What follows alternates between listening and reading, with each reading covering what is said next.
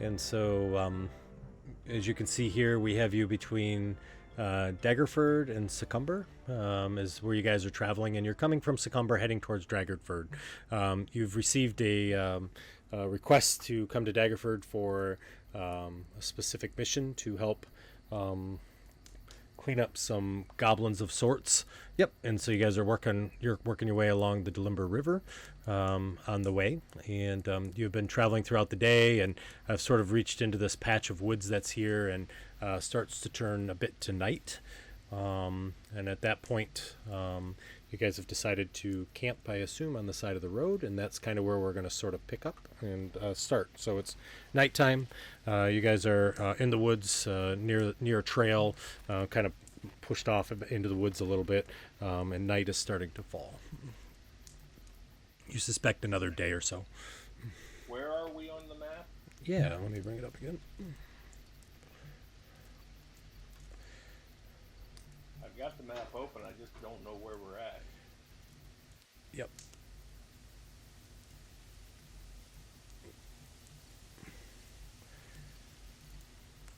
Thank you. Yep. So that little set of woods that's right there along Succumber, between Succumber and Daggerford. Yep. So you guys are right there.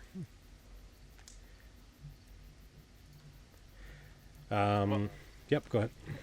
I say, since we're camping, you see Total, he's popped in his shell, and you see smoke kind of rolling out of the shell too.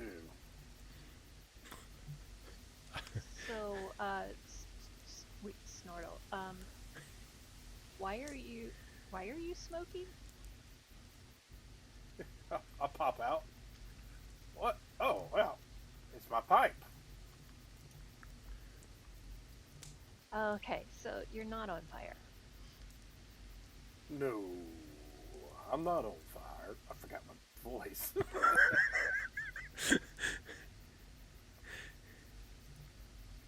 I'm just smoking my pipe as I rest in my home. Do you need anything else?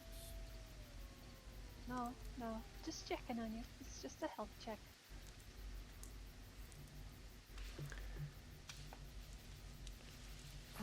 Okay. As you all are there getting ready, obviously you've been together before. I was just wondering about a watch order for you all, if you have a preference. I was just looking for that. Because apparently I've forgotten everything about Fantasy. Do you have the order yet? Marching order? I think it's there. I go in sentry mode. So you're going to have to help us out, because I don't know if anybody's played with Warforged, a.k.a. the DM has not. So what's sentry mode? I've linked it there. Thank you. Does a tin man actually need to sleep? No. You don't have to sleep at all? No, I don't eat, drink, breathe, or sleep. Well, Could you And I imagine? don't suffer the effects from exhaustion either. Could you imagine how fast a campaign could go if you all were Warforged? It'd be like, they're done. can I change?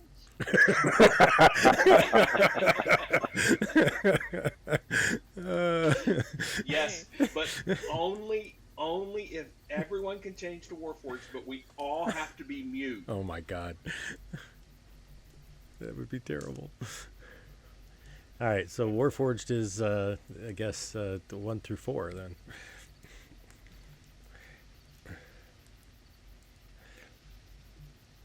I guess so.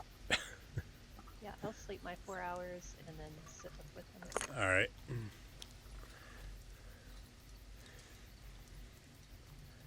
I'll just sleep through the night. Yeah, I was going to say, right? Sorry, there's the other one I should have posted, was the Sentry's Rest. Yeah, that's what I thought. Okay, gotcha. That seems more like it. So you do have 6 hours that you have to remain inactive. Correct, but I'm still conscious Gotcha. and can see and hear as normal. Do Warforged have a language? Oh yeah, I'm mute by character creation preference, not by race. Warforged can talk, but they don't have their own language. Okay. So how does C4 Gort communicate with us? Does he like mime out what he wants to say? I nod my head a lot. Well, I think he should have to mime out complex things.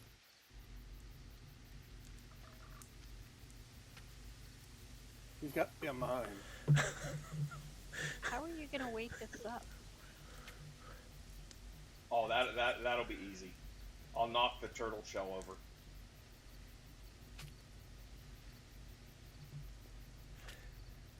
You hear them all rattle inside.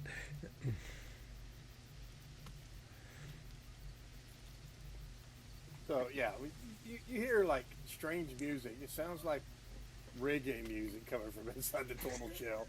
That smoke is boiling out of it. Oh boy, I'm gonna have to kill this group quick. I can see that right now.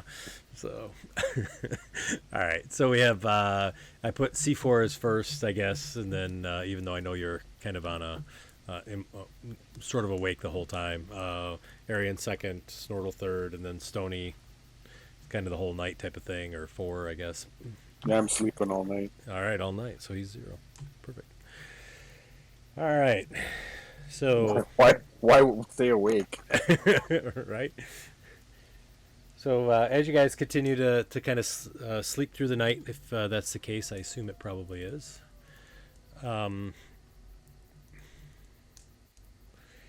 You kind of can go through your guys' watch. As you do, obviously the woods kind of get dark, and you can see the moon is sort of covered by clouds, and you do feel that kind of throughout the night it becomes kind of this cold sort of cool breeze that comes across, and you see that there's this almost like a wall of this fog that sort of billows in through the trees and whatnot, and the fire that you have there kind of sputters around as that mist kind of gathers around the edge, and it grows kind of closer and closer as the night goes on.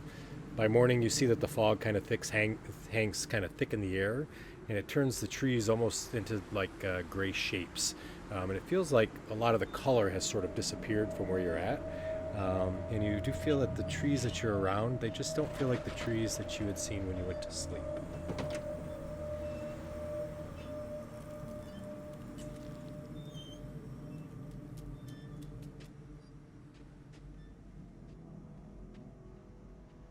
See any actual change happening?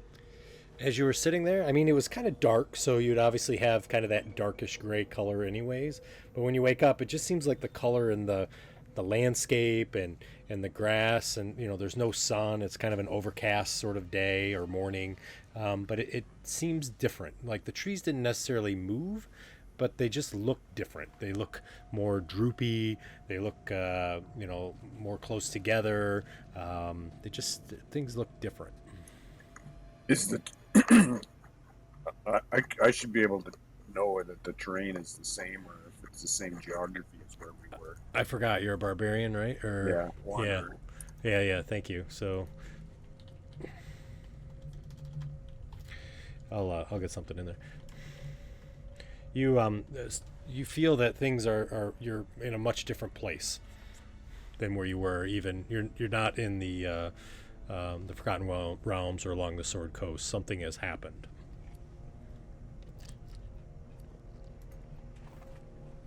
So, Gort, did you see anything? Did you see any movement or anything? I'll nod my head no. Nod your head no? Yes.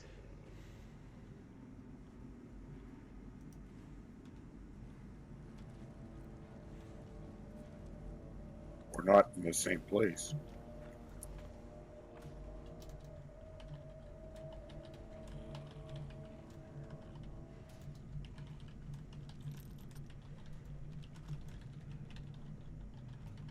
Where are we?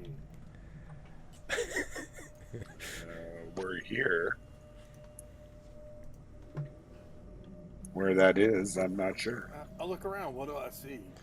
So you see the woods that I talked about, where you had camped, or the woods are kind of around you, and you see that the kind of the north and the east side of those trees is really sort of thick with fog that's kind of intertwined between them. You do see the path that does continue and looks fairly similar to the same path. However, as you look off to the west, you see that the path sort of has more of a rocky kind of appearance to it, as opposed to stones that are there. And you do get that sense of kind of the prickles on the back of your shell kind of sticking up, as to what's where we're at. If they're gonna look around, I'm gonna cast Detect Magic and just take a walk around our camp and see if there's anything strange going on. Yeah, sounds good. So you go ahead and start to cast that Detect Magic. How about the rest of the group? I get up and look around too. And you said there's a trail, right? There is a trail. It's the same road that you guys had come off of to camp. You can see it there, but the trail is much different now. It sort of has kind of large rocks, as opposed, it was more of a dirt path that wagons and stuff were going down. It doesn't appear that way now. Well, I think we need to follow this trail. I'm following along behind Aaron. Okay. All right. How about for you, Stony? So you know you're not where you're supposed to be. Yeah, I know we're in a different place, but I'm gonna pick up a rock and start fidgeting with it. And I'll drop it several times and pick it up and fidget with it. Gotcha. Yeah. As I'm walking around looking. Yeah. I agree with the slow speaking fella that we should probably stick to the trail. So as you pick up that rock, you can feel it feels like a normal rock to you, right? Maybe a little cooler than what you would expect. Arian, as you sort of cast your Detect Magic and are sort of kind of checking out the area and whatnot, you don't find anything magical per se. You don't see that there's a kind of a magical walls or barriers at all. You don't feel that the trees have been cast on certain magic, or there's not like a fog cloud or something that an imaginary fog cloud or some cast of a fog cloud there. So Well, all right then. Who's gonna lead us into this? Well, which way should we go? Into the trees or away from the trees? Which direction?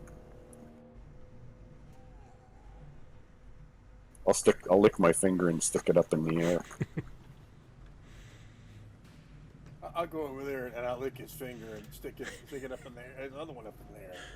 knew that was coming. Well, I'll point in both directions and say, let's go that way. It tastes like half fork. Can I figure out? I mean, we were going kind of to the west. Can I kind of get an idea which way the path goes? Is it going in that direction? Yeah, I think you can get the general gist of that. The clouds are there, right? And so there's no sun that's necessarily permeating through, but you do get a sense of some shadows from light that is coming from something, so you can kind of tell that does appear to be in the same general direction to the west. All right, I think we should go this way. I'll start walking in that direction. Also cast Mage Armor on myself. Alrighty. I'll follow along. Okay. I'll take up the rear. All right. So as you guys continue along the path, you do see that the stones that are there, it's probably about a 10-foot wide path. The trees kind of do encroach on the path, and you see that there are various times where the boughs of the trees above sort of reach over and almost form a tunnel through this path that you're walking through. You do see, as you continue to walk away, that the fog to the west sort of slowly dissipates, and you don't really see necessarily any fog on the ground or anywhere around.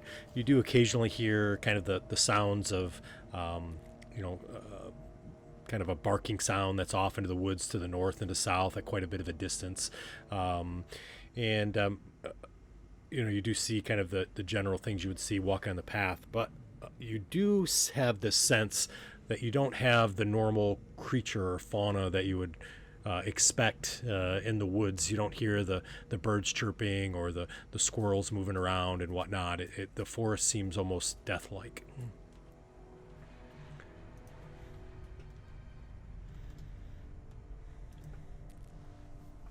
So no animals, sounds, or birds, or anything? Just the sounds of dogs barking in the distance, or even howling and things of the sort.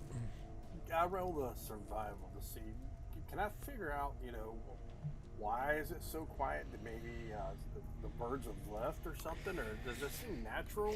Yeah, so as you look around and you try to explore the trees and see, and I see C4's roll too, but you are kind of looking around and you don't see any birds there. You don't see the typical nests that you would see up in the trees, and you do have, there's undergrowth, but the trees are really close together. I mean, almost unnaturally close, where there's just a few feet between them, and you don't see a ton of underbrush. There's some bushes here and there, but you just don't see you don't see the signs of life around at all.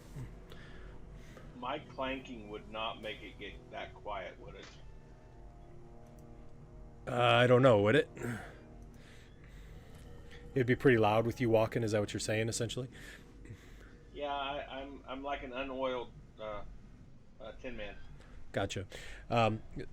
So yeah, he does kind of make some noise as he's moving through, and you can hear him it kind of echoes through the trees as he's moving.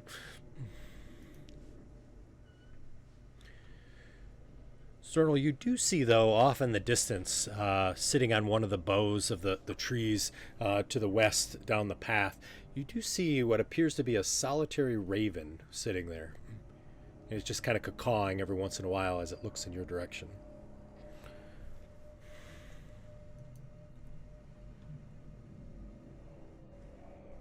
I'll point at it to make sure everyone else sees it.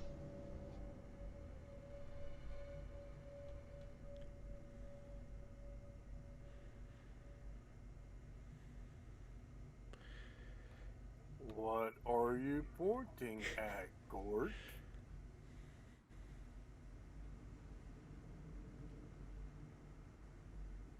I'll wave my arms up and down and point back at it.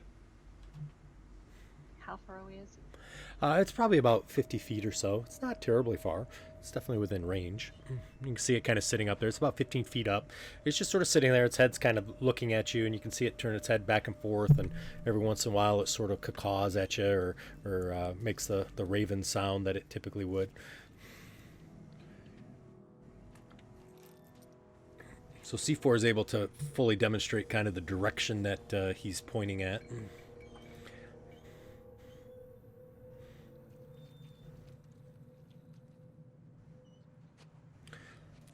And then I'll continue to walk toward it down the path. Gotcha. And so as you kind of continue down the path, I guess I should probably ask, and I know I ask about the other order, but how about a marching order? What would your marching order be if you're solitary line, which you may not be right now, but... Well, I think we had already kind of established that it was I missed Baron, C4, Snortle, then Stony. Sorry, I missed that. Thank you. I apologize. All right. Always good to put the mage right dead in the front. Yeah, I think that's always the smart move. I thought I was out in tank. front. I thought I was out in front, but I'm okay if Erin wants to be out there. I'm sure she'd love to be out there.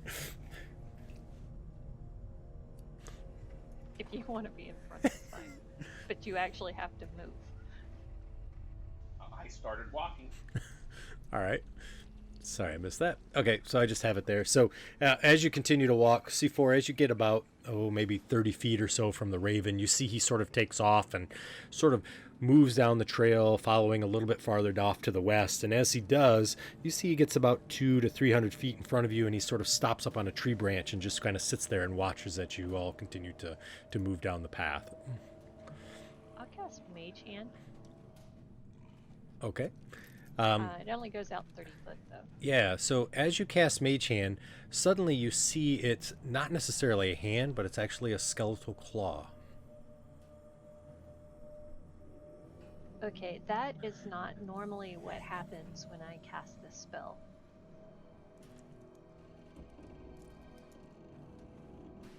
Well, what happens when you It's usually cast a much spell? more delicate. It's not a skeletal hand. When I cast Mage Armor, did anything strange happen when I cast that? No. Your mage armor looks the same as it always would, or that shimmer that you would get. Nothing was different. You definitely feel the safety of that mage armor. You can always, it kind of gives you that sense of safety and stability. You still have that feeling, but obviously this mage hand looks much different than what you're used to.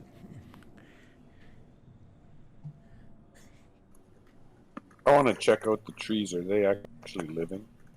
Yeah. So how would you like to check that?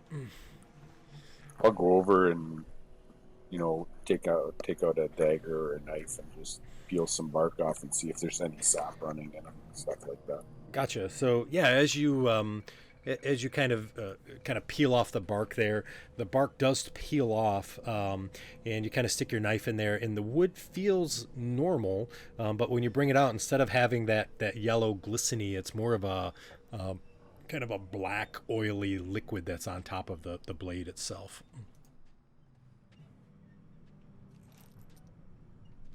I'll show that to everybody. Say, this isn't normal tree sap. Have I ever encountered anything like that before? Never. I am a sage. Oh, you are a sage. Oh, really? I didn't know that. I apologize. So why don't you give me a Arcana check? Let's do that. It would have to be something that I could have read about. Yep, exactly. Oh, so That wasn't mine. I know it wasn't yours. Holy crap. So you guys now see that C4 is probably about 50 feet above you or in front of you, continuing to walk down the path as you guys are kind of working with the tree and, kind of stopped and kind of talked about this mage hand and whatnot. You see he continues to walk forward.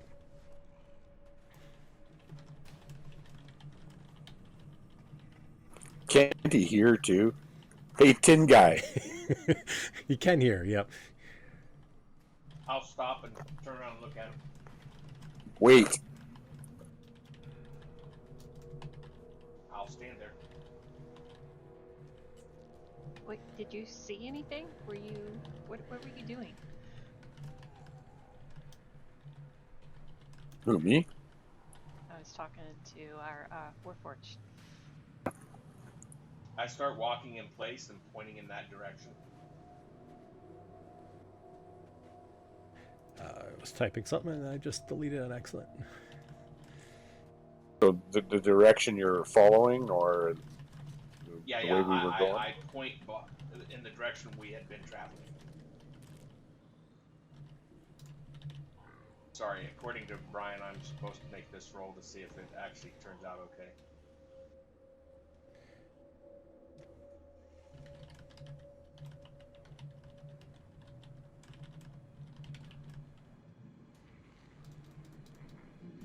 Is that going to be your standard roll for performance? Yes. I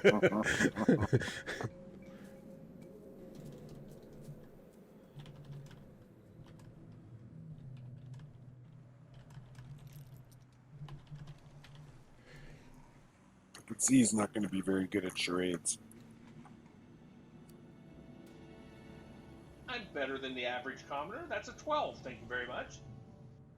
It's a pretty good roll considering a -1. I think I have negatives for almost everything. Well, Stony, I've heard of something like this before, but it's only been like in like some obscure thing that's like in like a fairy tale, like a place controlled by death and the undead. Was it near Daggerford, or is it somewhere else? Like, what's the story? It's about a fairy tale. It's just lore. Nobody really believes it.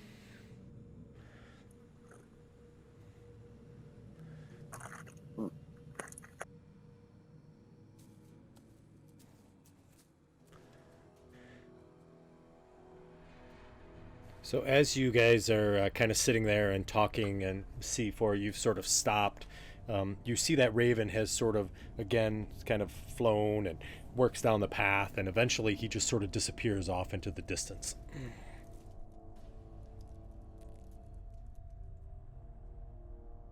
Maybe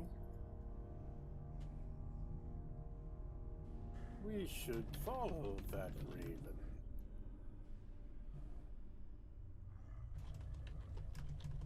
Well, it was headed in the same direction we were going. Might be hard to find him again, but I guess we should head that way. We should go.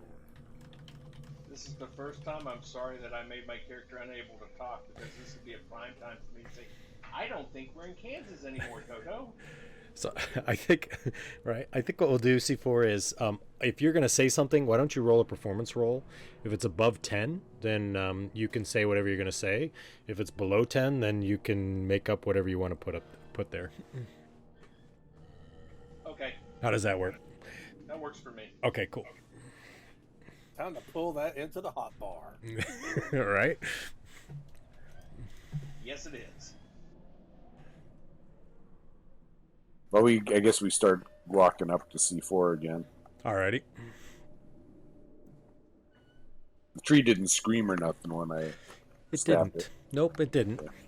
It didn't move or bellow or Flinch anything. or- Nope. Mm-mm. And, once you pulled the blade out, it didn't, like, cry or ooze out black ooze. It just had black on your blade. Black glisten. I'll start paying attention to those dogs. Do they sound like normal dog sounds? Yeah. So they don't. They sound more wolf-like to you now that you've really had a chance to listen.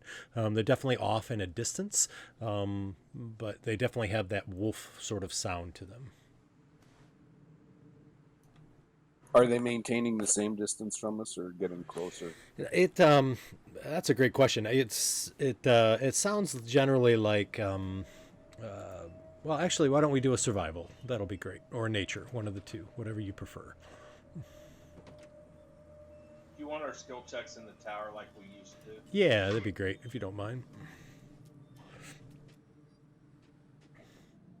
Perfect. So dang, y'all are really good at survival.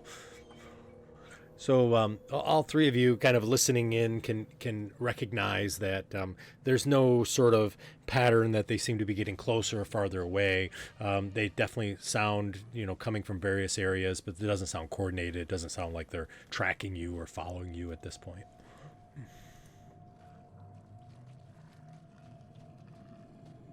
All right, then we'll continue on down the path. Alrighty. So as you kind of continue down the path that is there, there's this sort of the smell that sort of comes off through the woods off to the north a little bit. This is after about an hour of traveling, and you it's the smell of death, essentially, is what you're smelling there. In the ground, you've seen there's kind of like these intermittently like black pools of water that just sort of stand in certain areas along the road in between the rocks and stuff. And you see now that the mist has sort of literally kind of come down to the top of the ceilings of the trees, so you can't see any higher than what the trees are. It has that sort of that claustrophobic feel where you feel everything, the ceiling is coming down on you, and it's kind of that dark, and you continue to hear those wolves howling off in the distance.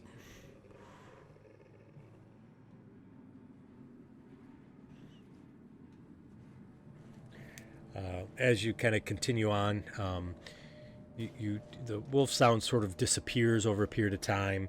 You do see that the trees start to open up into sort of what looks like a large field that's there that maybe will give you a little bit more semblance of what's going on.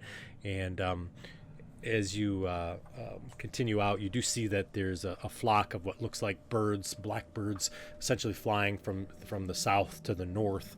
And as you kind of come out of this opening, you see off to the north there's a large mountain range that's sort of off to the distance there, and you see this a large open area. It has grass. The grass is kind of a normal color grass, I would say, except doesn't have that quite green sheen that you would expect. It's more like a winter grass that you would see, kind of that grayish kind of color to it. You do see there are some various trees that are scattered about, and there's some rolling hills, but you see no life forms anywhere except for these birds flying by. Do we still see the puddles of like the black? Yeah, it's like black liquid. It's real dark colored, and they can be anywhere between 6 inches to a couple feet in length, kind of like puddles if you want to think of them as such. Did we catch up to the Raven? The Raven had taken off, actually, so he had kind of went down the trail and sort of disappeared down the trail after you all had stopped, and was kind of working with the tree and trying to figure out the dogs and everything. I'll check the pool of whatever one is closest to me, just Yeah. to see if I can get an idea what it is. Gotcha. So you kind of get down and take a look. Are you trying to see if it's like poisonous, if it's natural? Yeah, I just want to see if if it's natural, if I can tell what it is, if it's like not water. Sure. Yeah. Why don't we do a nature check?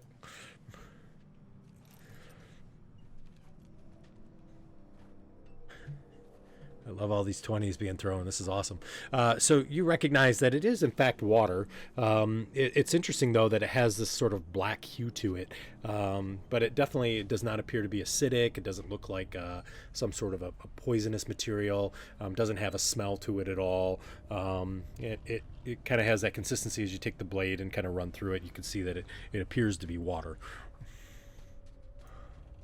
Sorry, that was an accident. I didn't mean to roll that.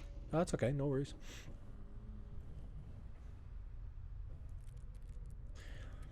As you guys are kind of in this opening too, there's that sort of the wind is sort of howling through now, kind of coming from the south to the north, and unusually it gives you a chill. You don't expect a southern wind to be cold, but you can kind of feel it, and you can kind of pull your capes around you a little bit closer, maybe tighten up the armor, and kind of wrap your arms around you as this kind of bone-chilling wind kind of whips through the area that's there.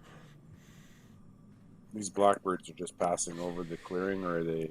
Yeah, they're kind of what you would expect with if you've ever watched sparrows or something, fly. They sort of fly in a group and they kind of circle around, and then they kind of go down to a tree, and then they sort of take off as a big group and fly in sort of a haphazard way, kind of circling and winding throughout the through the area.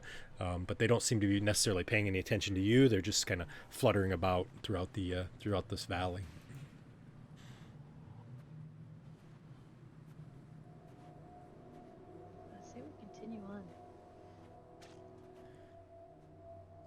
So as you kind of continue along the path there, you see that this path continues to wind and move through, and as you continue to follow it, you do see that it sort of ends up heading towards that mountain range, kind of getting closer to the edge. And you see that at this point there's a what looks like a kind of a weathered, worn signpost that's sort of stuck in the ground next to the road. And you see there are 3 arms pointing on the sign that point in 3 different directions. There's a road that winds up into the mountains. You see one that continues to wind, obviously, to the east that you were following, and then one returning back the way that you came.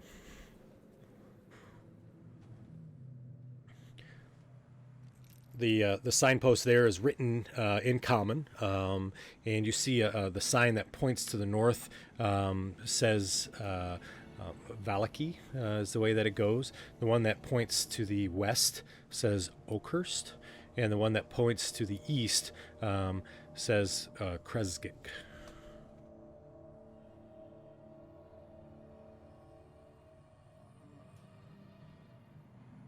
Kresnik, you said? Yes.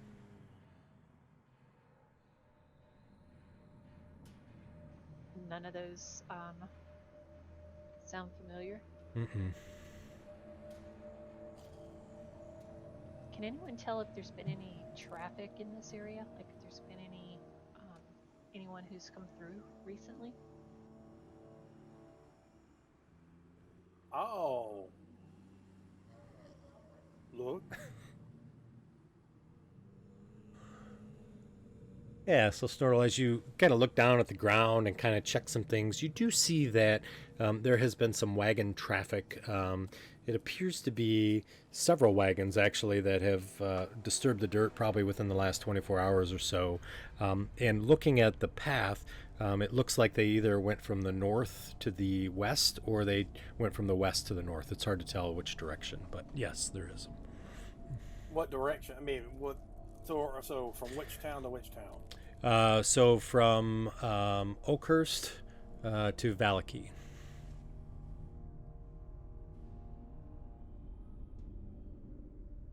And we've been traveling towards Oakhurst. You have. And had we seen any signs of traffic before this? Not that you can recall. And the only traffic we see is going north from west to north or north to west. Right. Okay.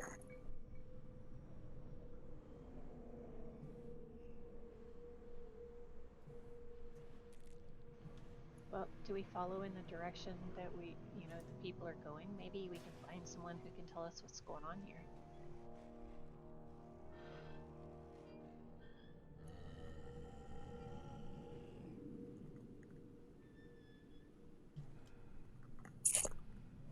Which way is that?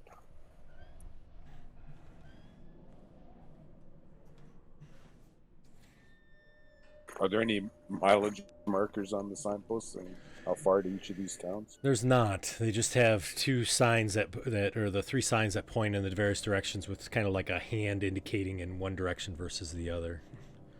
Unfortunately, there's no sign. There's no mileage markers or how far the distance is.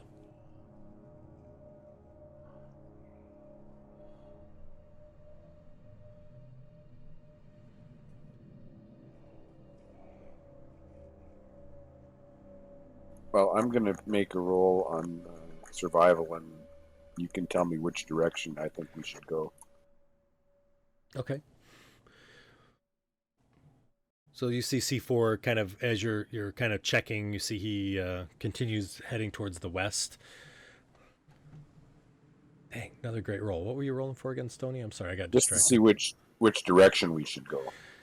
I mean, you guys were heading to the west, so you see C4 is heading to the west. I don't know if that's the direction you want to go, but it appears that that's the way the wagon wheels went. I'm not sure if I can give you an answer on what the right way to go is, but Okay, no, that's good enough. Let's go west. Yeah, we're just following the direction that wherever the tracks are going. perfect. That sounds good. Yeah, so you guys continue to head west. As you do, you kind of come out of this clearing and you're back into some woods. It's not so that the trees are kind of wrapped around you necessarily, but you are definitely moving through here. You continue to see the wagon tracks that are there, and you do come to an area on the road where you see there's a broken wagon that's sort of tipped over to the edge, and you see that the wheels are broken, and there's these big gashes through the wood of what looks like large claws maybe dug through it. There's like it's kind of like a covered wagon, if you want to think of it that way, and it has the sheet that goes over, and that's all teared up, and you see it's got holes, and there's some fluttering there, and you do see that there's a human dead body that's kind of sitting in the driver's seat, and it's kind of slumped over onto the passenger sort of bench seat, just kind of slumped over there. It's blood, and it's been kind of almost eviscerated by some sort of beast. I'll check the body to see how long it's been, if I can tell how long, if it's still warm. Or what. Yeah. Medicine check will give you probably the best that you're looking for, most likely. I'll take a look at those claw marks, see if I can figure out what actually created them. Yeah, nature check would be great. So Stoney, you kind of put your hand on the body. It does feel cold to you, so you know it's been longer than an hour. However, it's difficult to say. It's not been more than a couple days, because you would obviously recognize that, but it's difficult to indicate between the two there. I'll search the body and see if there's anything on it. Okay, sounds good. C4, you were rolling a perception for something too? Oh, I see it there, actually. Never mind.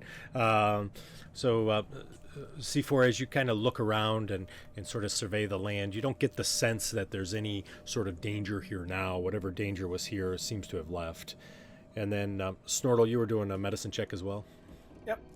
I'll see if I can divine anything out of this. Yeah, so kind of as you look at it, you do see that the body definitely, this creature definitely was dead. You notice that that its heart has been removed from its chest cavity, kind of up through the stomach, which is vastly unusual. You've never seen a creature kind of do that before, and you recognize that it's probably been less than 12 hours since this human has been killed.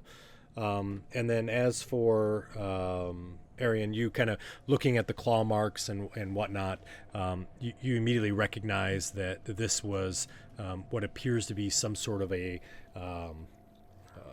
wolf-like creature, I guess, if you want to think of it, a dog or a wolf or some sort of creature of that nature.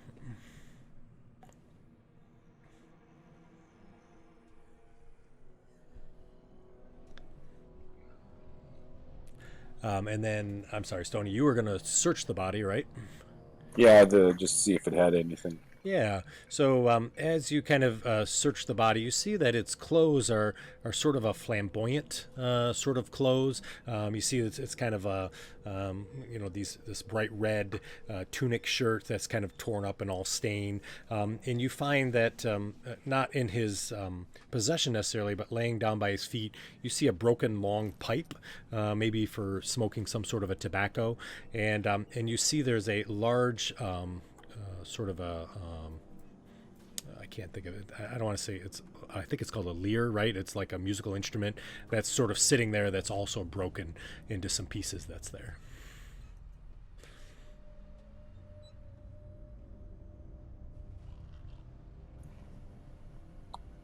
They look like minstrels. Or this guy does, anyway.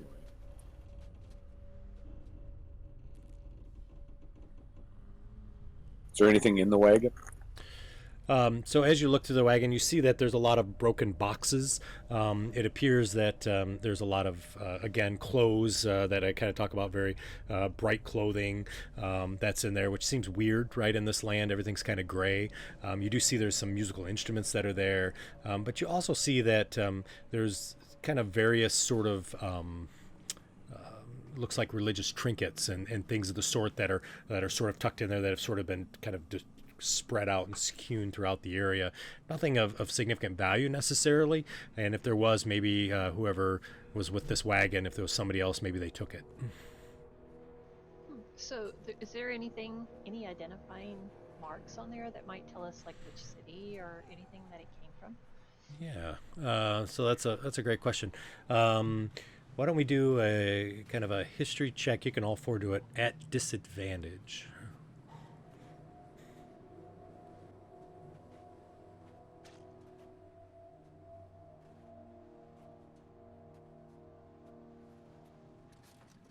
Huh. Wow.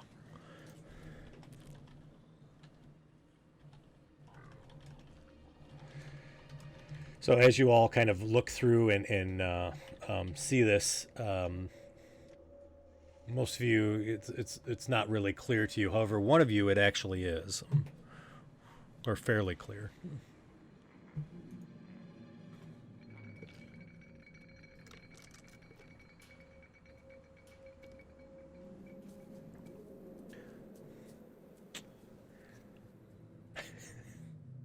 I point over at the wagon. All right, gotcha. So you see C4 kind of points again at the wagon. Yeah, we understand. It's a tragedy. I nod my head no, emphatically, and I point dramatically at the wagon. Yeah, it looks like something tore its heart out. I'm gonna walk over to her. All right. Pick her up by the back of the shirt, and walk her over and sit her right down. Right down. We lost you. seeing this, Storta doesn't want to mess with C4, so he gets in the wagon and hops up there. He's like, okay, I'm in the wagon. Are you gonna pull it? And I'm pointing to. We keep losing you.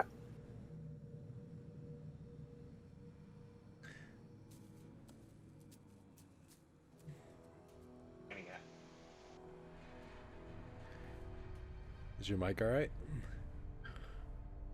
Yeah, I think so. Can you not hear me? Yeah, we couldn't.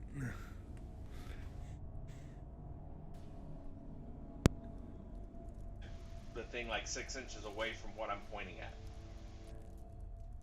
All right, so he's pointing at, I assume what he's saying is he's pointing at a box. And as he does, there's some letters that are there. However, there's some letters that have been sort of scratched or gouged away. So there's a couple that are there in common, and the rest are missing.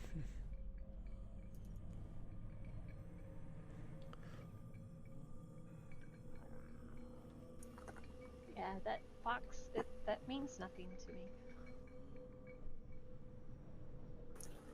I'll look closer at it. Can I tell what letters I can see? Yep.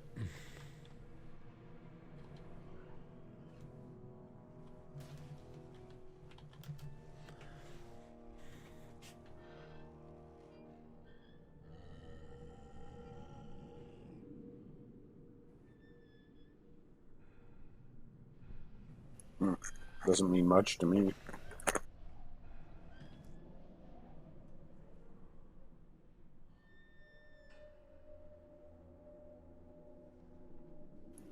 Well, I'll pick up the box and fiddle with it for a bit, and then I drop it. Does it break? It does, yep. So as you drop it, it kind of breaks apart into a million pieces, and wood kind of flies everywhere. There was nothing in it. No, nope. It appears that whatever was in it was either taken or stolen or destroyed. And this wagon we can tell which direction it was going when it was... Oh, glad you asked that. Yes, so it was actually heading towards the west. The wagon was, because you can see it's kind of pushed off to the side and was definitely pointing in the westerly direction. Well, I say we carry on.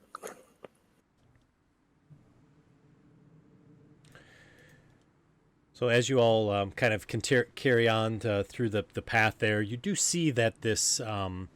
do you see... Are there dead horses? Yes, there are dead horses. Sorry. So before that. But as you guys are sitting there, you do hear sort of that caw, right? That sound of that raven. And if you turn around and look, you do see off to the west again, he's sort of sitting on a branch looking at you. It's about 100 feet away or so. And he just sort of caws every once in a while as he's sitting there looking at you.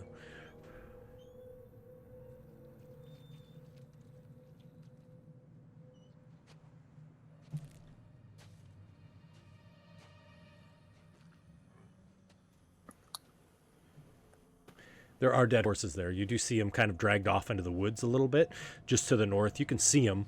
They're also sort of eviscerated, and you can see that they've been sort of mauled by some sort of creature or creatures that are there. But they're definitely off to the off in that direction, to the north.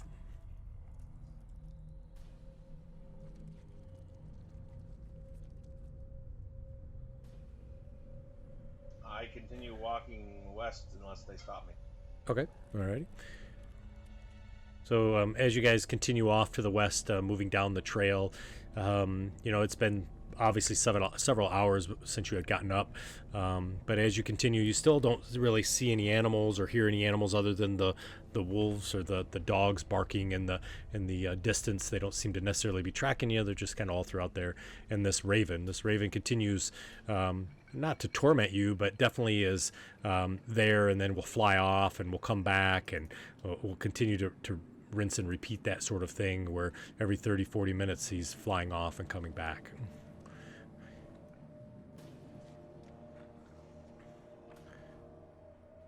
Well, the bird definitely wants us to follow it, so we'll keep going. Alrighty. And then as I you think it's more that somebody is watching us.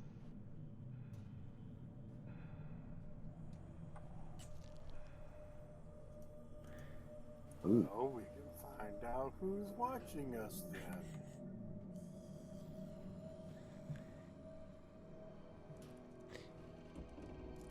as you all continue on the path, you see that there is a what looks like almost a building that you can see off in the distance. Kind of opens up into this sort of opening area in the trees, and the building appears to be.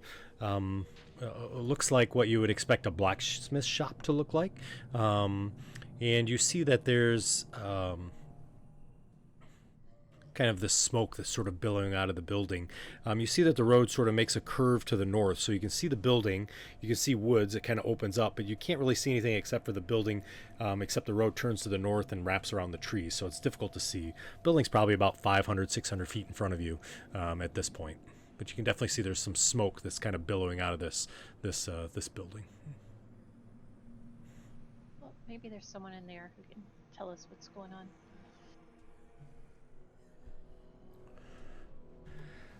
As you get closer there, you do see that the raven again sort of takes off into across the woods and whatnot, and off into the distance. I mean, you can hear the kind of the ravens cawing and everything. And as you come up, you sort of enter into this this large clearing that kind of goes off to the north, and you do see that there's actually several buildings here. You see that there's appears to be some houses that are kind of scattered about. You do see that this building here, and there's a sign there that on the building that has a sign of an armor, a shield, and some arms with a large anvil there. So you suspect that's likely the smithy. Other than it being gray and dark kind of area, the sky itself, this looks like a normal, typical village, actually. You see what looks like a general store, and you see there's an inn that's here, and there's some sort of a church type of building that's there. You do see that the buildings seem to be the windows are sort of open, and you do kind of hear noises coming in and out of the buildings themselves, which sound human in nature. But you don't really see anybody out on the streets necessarily.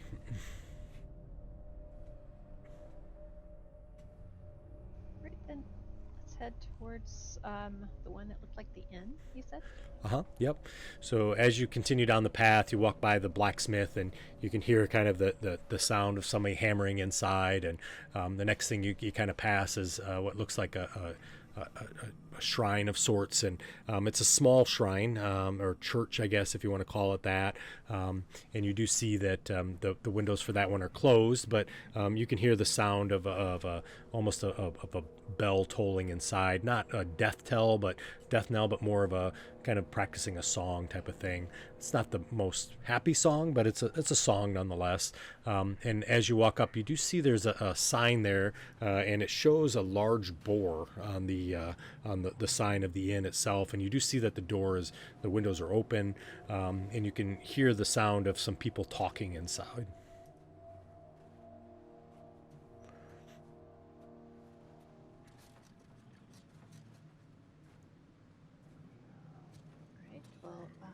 We'll go ahead and walk on in. So as you open up the door and enter in, you do hear that the voices inside immediately stop, and they sort of look in your direction. As you quickly look through the room, you see there's 6 tables that are here. There's really only 2 tables being used, and you do see that there's humans that are sort of sitting there. There appears to be at the one table, there's 2 men and a older woman that's there. They're sort of dressed in sort of some drab sort of clothing. They do appear to be sort of peasantish, if you want to think of it that way. It doesn't look like they have a lot of money. Their clothes are kind of worn and really sort of kind of nondescript. Their faces are look like they've had hard lives or under some sort of upset or sadness, and they kind of look to you, and as you walk in, you see that table sort of goes back to eating and not really talking. The other table is noted to have kind of the same sort of appearance of people there. However, there's 4 people there. It looks like 4 men that are sitting there. They have what looks like wood lumber axes that are next to them, almost as if they were working out in the woods. They're sitting there eating and sort of talking at low tones, and they look to you and see you, and as they see you enter, they just kind of go back to eating and eating their food that's there. You do see there is a bar at the back, of course, right? And you see there's a large, sort of tall, almost Goliath, if you want to think of it, bartender back there. He wears pretty much leather sort of armor over the chest himself, and he's back there kind of, cleaning up the bar and whatnot, and he kind of looks to you and he says, "Hey, name's Garen. You're not from this area, are you?" No, we're not. I'll walk over towards him. He kind of points down, and there's a stool that's there at the bar. He says, "Please have a seat." Thank you. So, we are in a bit of a predicament here. We woke up this morning and everything has changed. Have you noticed anything strange going on? He kind of looks at you and he says, "Nothing strange here. Nothing's changed in many years. What was so strange for you?"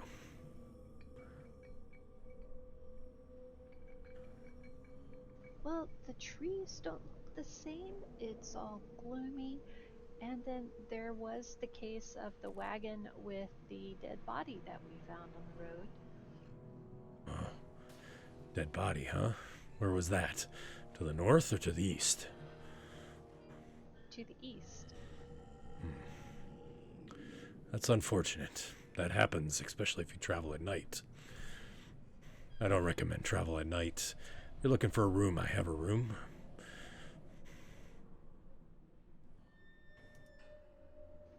What is the name of the city? This is Oakhurst. I wouldn't really call it a city. It's more of a village. And, I told you my name. What's yours? Oh, pardon my manners. My name's Aaron. And these are my traveling companions. Yes, Aaron, you, aren't from these lands, are you? I can tell by your companions. Is that a turtle? Hello. Hello. My name is Snortle, Snortle. and I am a turtle. I see. Have a seat, turtle. And you have a... man, that is a mighty fine thing of armor that gentleman is in. It's a bit noisy, though. He doesn't talk much. Tongue was cut out, huh? That happens from time to time. We'll just go with that. And this is a big beast. Kind of looks eye to eye to Stony as you guys are about the same height. I kind of snort. Yeah, I've seen your type before. I'm sorry that you were bastardized.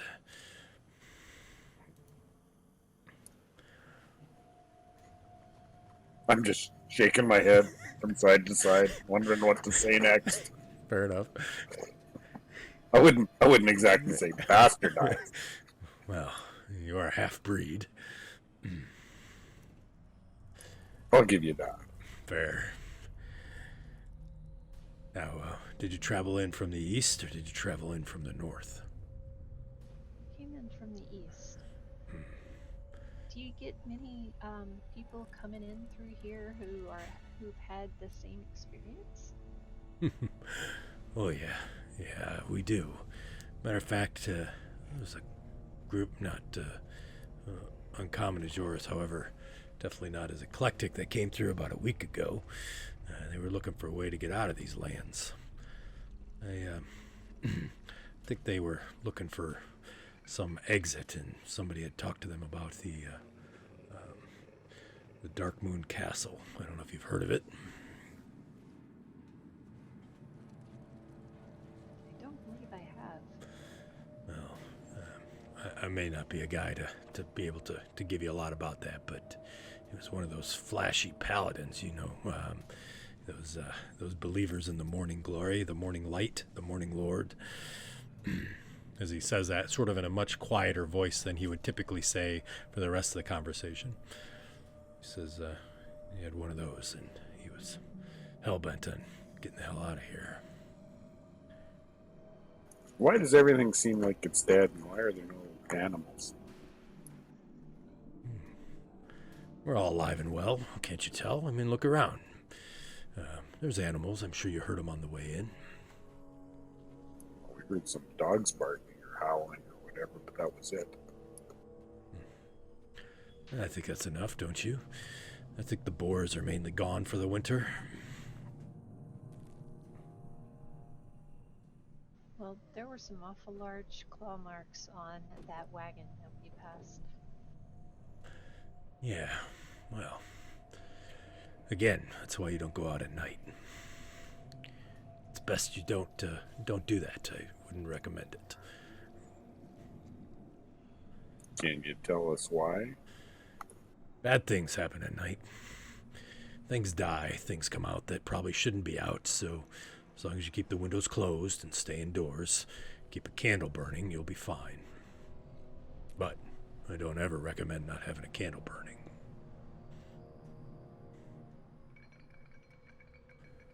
Goes, oh, my hospitality has left me. I'm sorry. Would you all like a drink?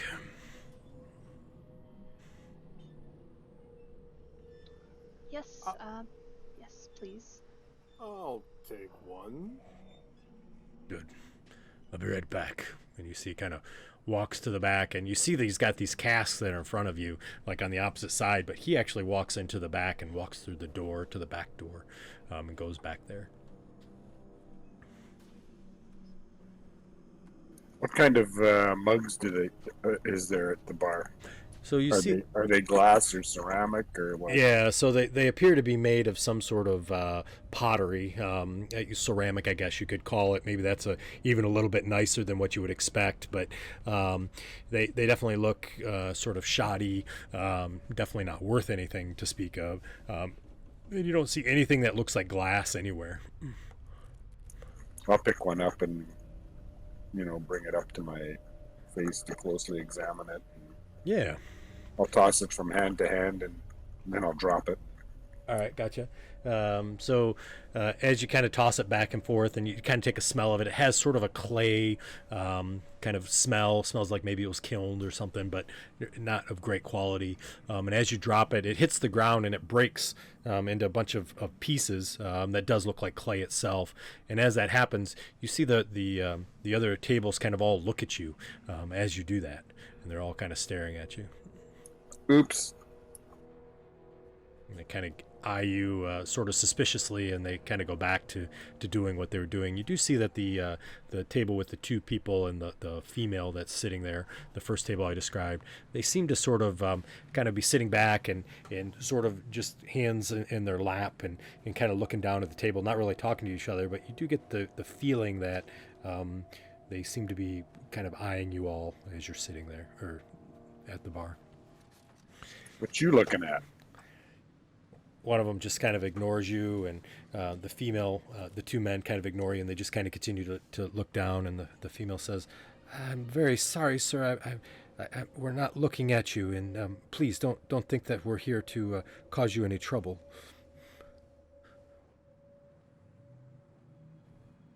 Hate stuff. You probably shouldn't intimidate the civilians.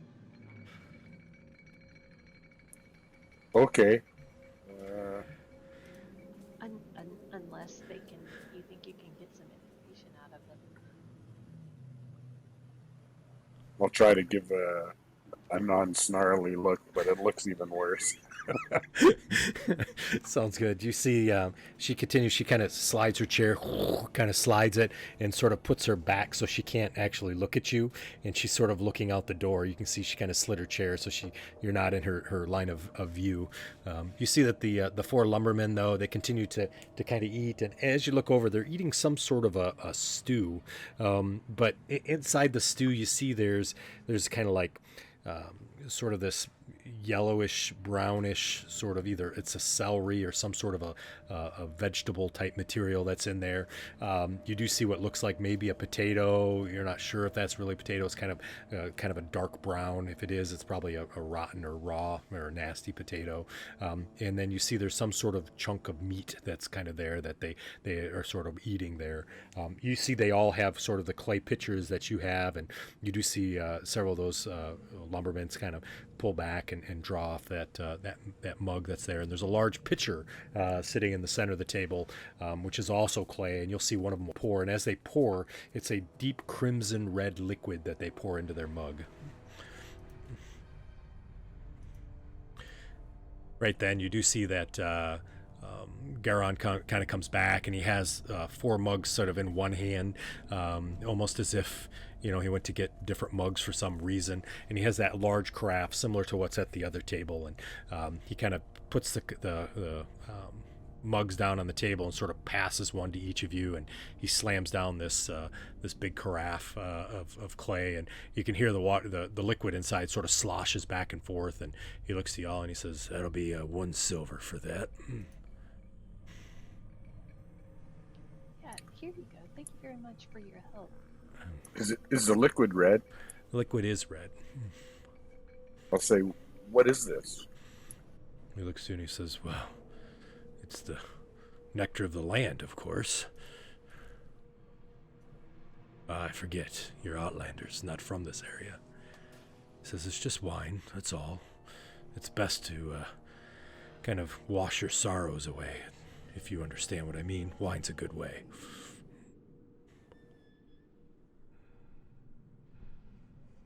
I'll have some. I'll drink it. Alrighty.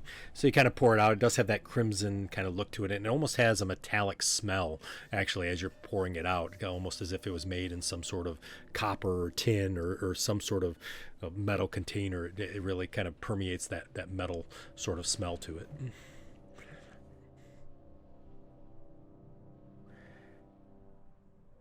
And he kind of looks. I'm just taking a little sip to start with, because I've licked my cuts before, so I'm checking. Right. So it does have a kind of a little bit of a metallic taste to it. However, it does have that taste of sort of a cheap, $2 wine you may buy at some trashy store or something like that, right? So it's wine, but it's definitely not the best wine you've ever had before. But it doesn't taste. It's a good wine, right? Exactly. Yeah, a little boons, but yeah, it's not too bad. It's pretty good. So it gets by. Okay. And as he's kind of working on that, he says, "So, where's home?"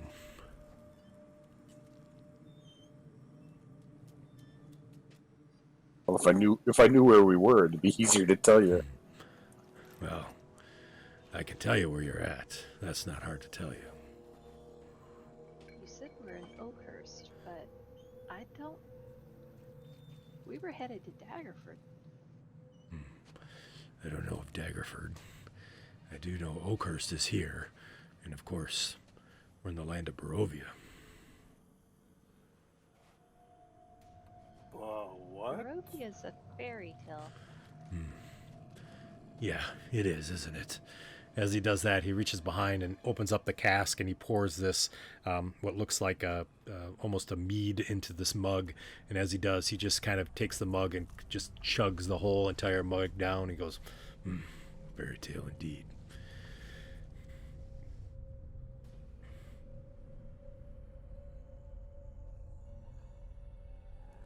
I look at him and say, "Where in Faerun is Barovia?" Faerun? Never heard of it.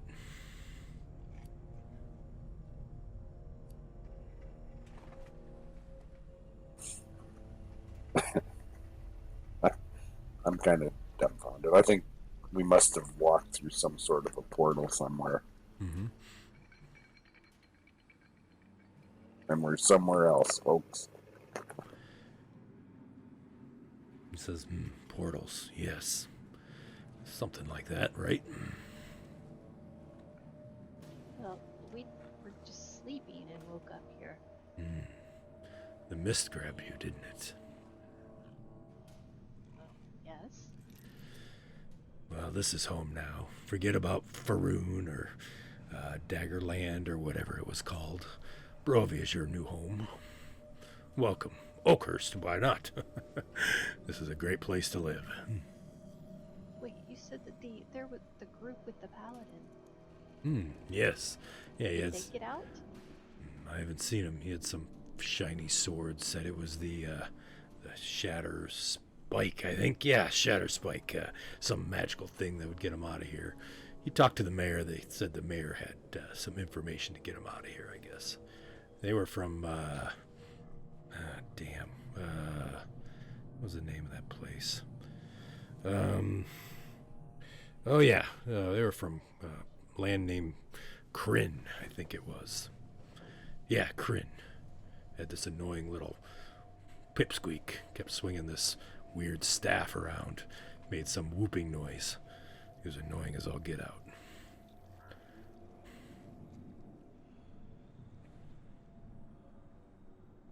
Anyways, mayor's in the town. He probably could answer your questions if you're looking to get out of here. We're going to tell you. People want Is to it get nighttime now? No. It's probably late afternoon, early evening. Not quite night yet.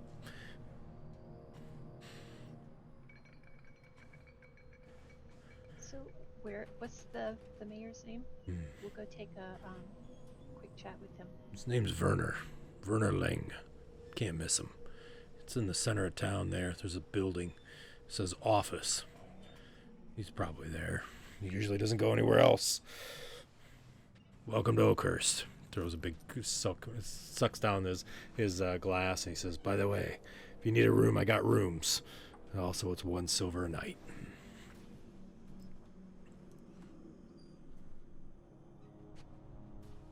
I appreciate your openness. No problem. We'll go talk to the mayor, and if we need a room, we'll get back with you. Sounds good. Watch out for those trees. They bite. You hear the lumberjacks sort of cackle over there or laugh a little bit under their breath, and you hear one of them says, he ain't kidding.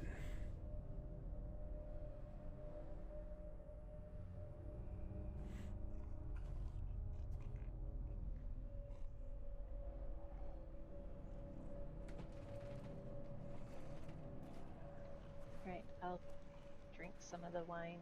Okay. Kind of has that same taste that we talked about. It definitely has that metallic taste, and it sort of lingers in your mouth as after you're done drinking it. It's kind of one of those things where you're like, I need a mint, or I need something to get rid of this kind of nasty taste in my mouth. Snortle drinks a lot of wine. So Snortle, you throw back the whole glass, huh? And you're like, take the crap on your way out. I put it down, and I'm like, can I have some more? He comes over and pours you another glass full, and he says, just as long as you bring back the carafe, you can keep it for today. Okay.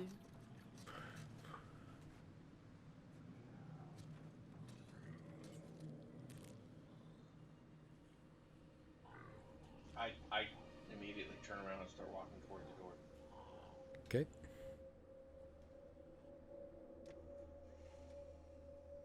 So as you guys, You're just leaving?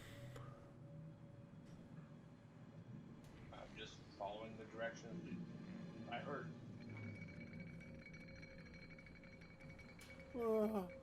I'm ready for bed. And I get up and I go upstairs, and I grab the carafe and keep walking. all right. So you're going upstairs and go to bed. I am. All righty, sounds good.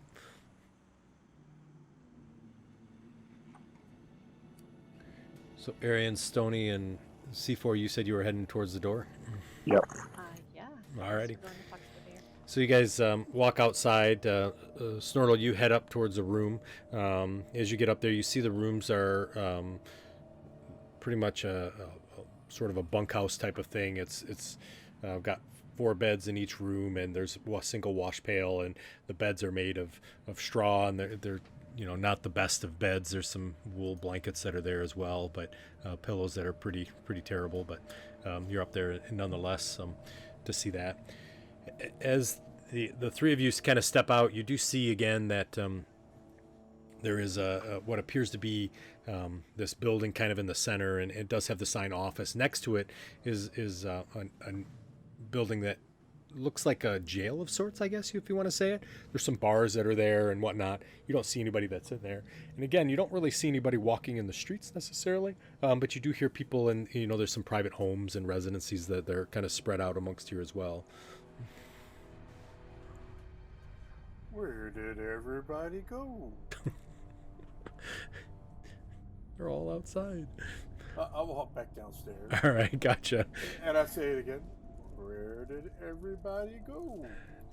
As you come down, you see Garan is standing there, and he says, "Your friends left out the door."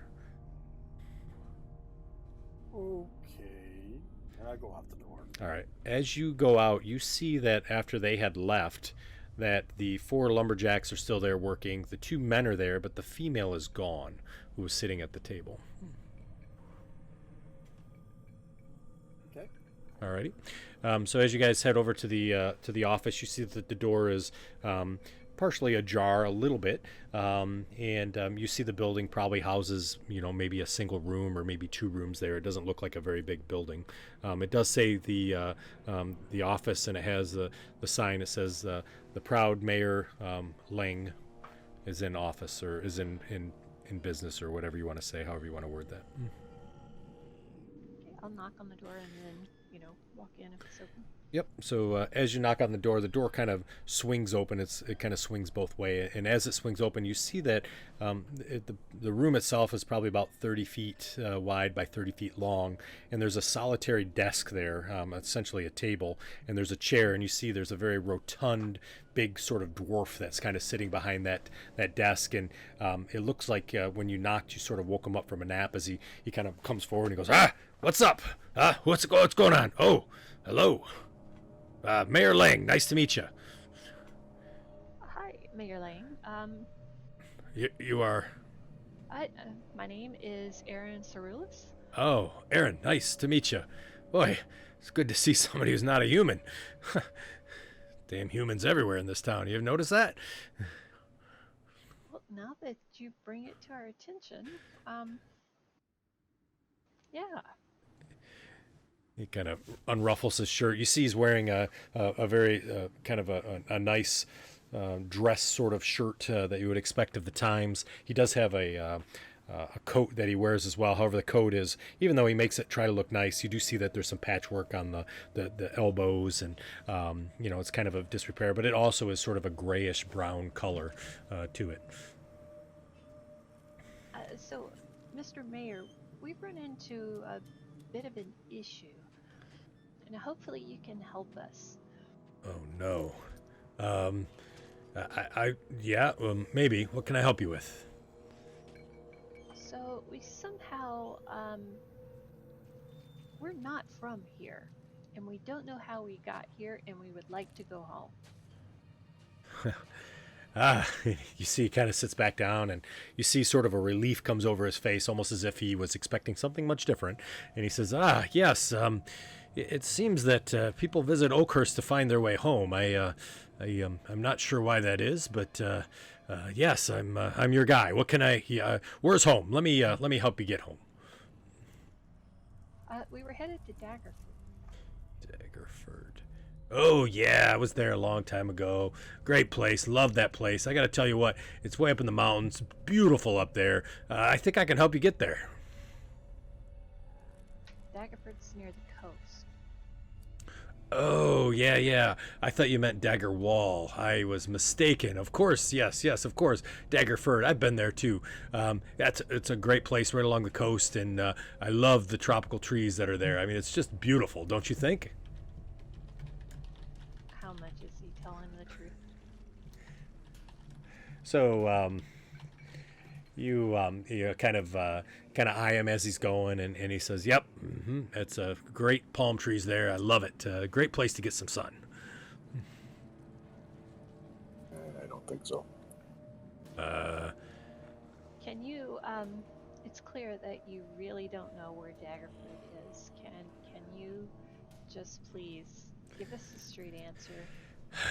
We just want to go home. Sure. All right. So, I don't know Daggerford, but everybody that comes in here and asks me this same question, they all want to get out of Barovia, right? I get it. It's dreary compared to what people wear when they come to see me. Matter of fact, the last people, oh God, what was his name? Sir Brayford, I think it was, some paladin of the Morning Lord, I guess. Him and his ranger buddy and some special wizard and fighter, they all wanted to get out too, and they ask if I knew a way, and of course, I mean it's easy to get out of Barovia. It's not that hard. I mean, really, it's not that difficult. Oh, well then, if you tell us, then we'll just be out of your hair and you can go back to having your afternoon nap. Sure, very easy. You take the road, right? This road right out here, and he kind of points out the window, and you see the road that you guys have been traveling on. You take that north. That old road kind of skirts along some areas. We call it the plains, the Ashen Plains is what it's called. Yeah, you just go there, Ashen Plains, and it was destroyed by some sort of dragon in the past or something like that. That's what rumor says, anyways. And so you go there, and you find the Boone Castle. You go down there, and you just have to meet this tree down there, and the tree's magical, and it'll teleport you out. It's simple as that.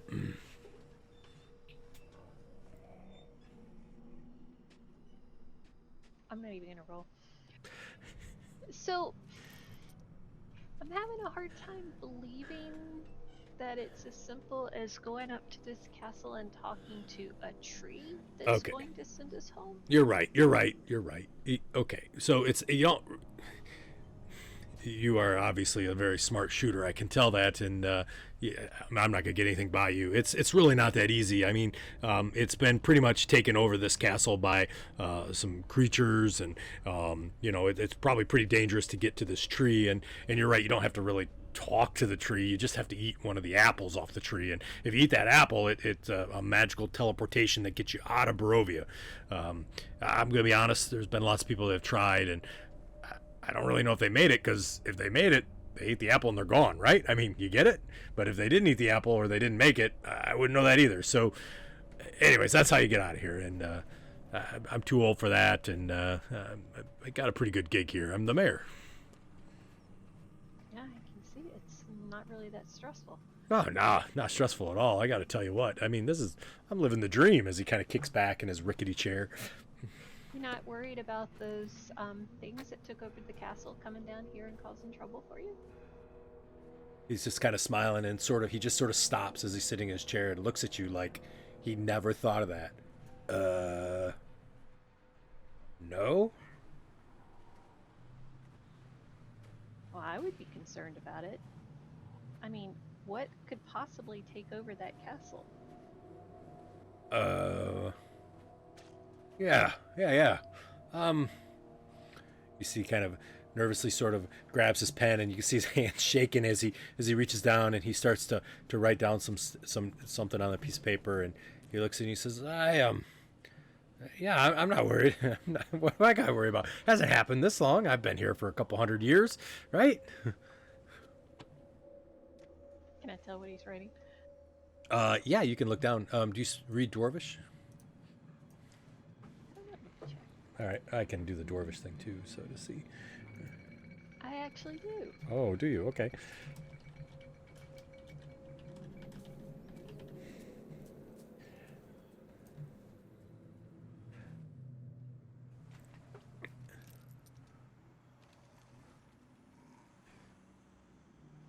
Yes, C4.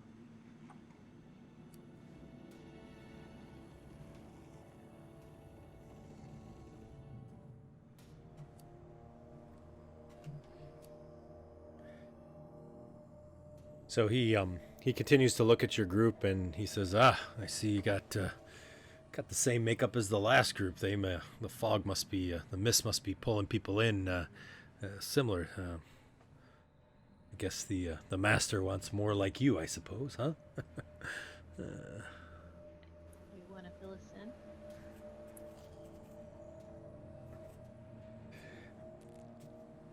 On who the master is? Is he the one that's taken over the castle? Oh no, not this castle. That's the other castle. That's a a much nicer castle. This castle is just a junk castle. It's pretty much ruins. Nothing that's really worth of anything, to be honest with you. But no. That's a beautiful castle. That's yeah. Let's I just let's pretend I didn't even mention it. Okay, then let's talk about this other castle, and I'll kind of step out of the way and let C4 continue miming, pulling out his tongue. Okay. And he goes, okay, first word sounds like no. Oh, no. See, No? right now he's just telling me what he's going to do in just a moment if you don't give us the information that we need. Oh. Why don't you give me an intimidation check, C4?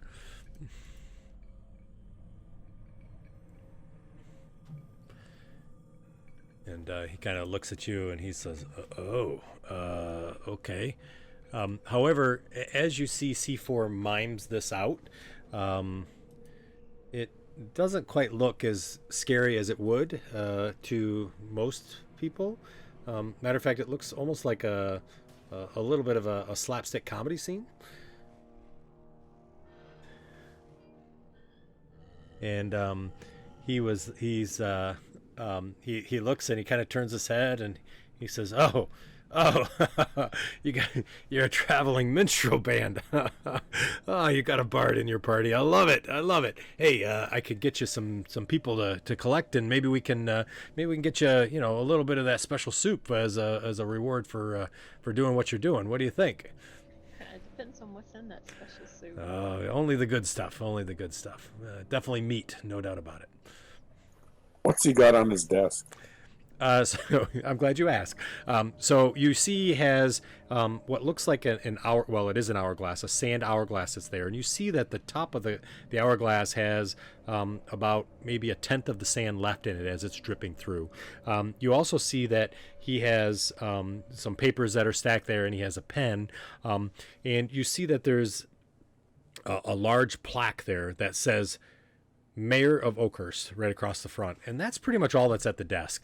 He has like a little mug that's sitting down next to him on the floor that probably has some liquid in there that he drinks, but other than that, and the room is empty. I mean, really, it's just a large empty room with some windows, and you see that it has this desk and this chair.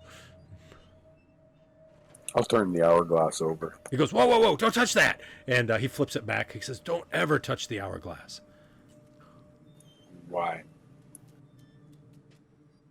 He's like, "You are new to this area, aren't you? You have to have some way to know time, because when that hourglass runs out, you got to be in your house with the windows closed and the candle lit." And how long does that have left? He looks at it. He says, "It looks like about 50,000 more sand pieces."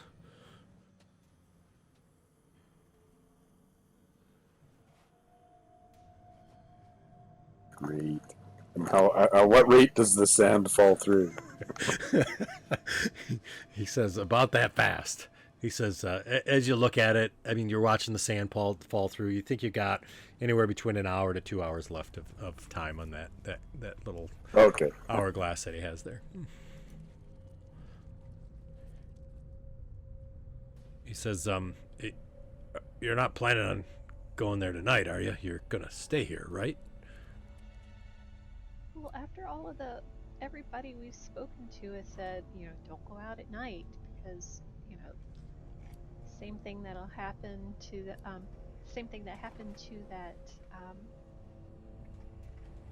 wagon cart will happen to us. Oh, the cart? Yeah, it looked like there were big claw marks. There was a human that looked like his heart was gone. Oh, yeah. Vistani that came through told me about that. That's unfortunate. Sometimes the wildlife gets a little crazy, but again, you shouldn't travel at night, right? And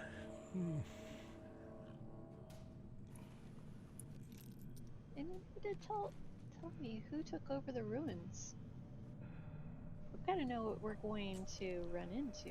I mean, if we're going to go up there, we'll take care of them so that we can get through to the tree. Oh. Well, yeah. Rumor has it it's some dragon cult of some sort, came from other lands or something of the sort. I think it's all hogwash. People talking about fairy tales. There's no such things as dragons, anyways. I've just heard that there's creatures and beasts and things of the sort. Yeah. He kind of scratches down on his paper again, and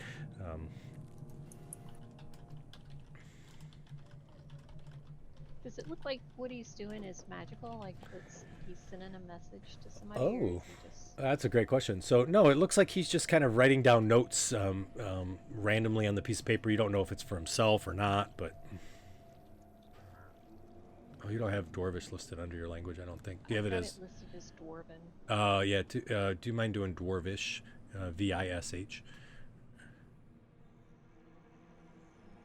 Sorry about that. Oh, that's okay. No worries. I'll give you at least the... Oh, let me copy the translation. Oh, wait. Let me do it this way. Huh. That's weird.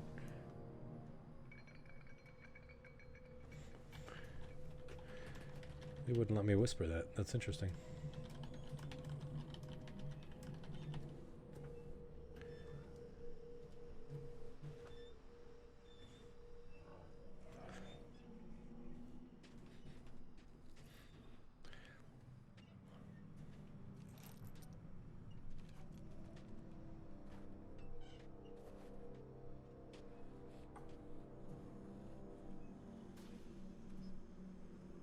I'll just chuckle at that.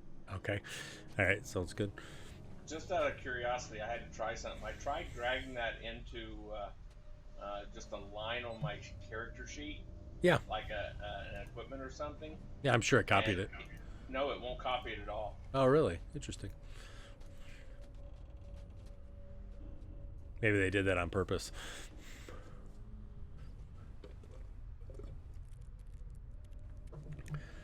So he kind of looks to y'all and he says, if you're not really interested in that, you always could, kind of continue up and past the Ashen Lands and just go to the city of Barovia.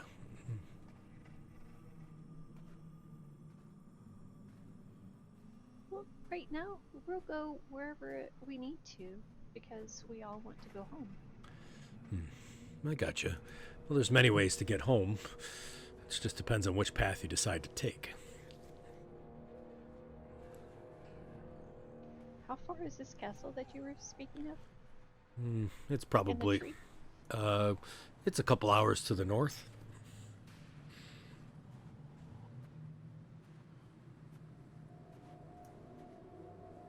He looks at the hourglass and he says, you could maybe make it by nightfall if you moved quickly. But if we get there in the nighttime, is it just as dangerous up there? He says, it depends. If you have a candle and can get in someplace safe, maybe not. You do have candles, don't you? I shake my head no. Oh. Well. Can we pick some of those up at the general store? Yeah, I'm sure you probably could find some there. However, I'm going to tell you, it's probably going to be more than your armor you're wearing. Candles are how should we say it? A hot commodity. It's unfortunate. Do you have a lantern or some sort of lighting device? I nod my head no. Well, it was good to know you. good luck getting home then. I'm probably not going to get through the night. Does it have to be a candle? He says, no, it has to be some sort of fire. As long as you have some sort of lit, open flame. Something to light the night. Do you have magic?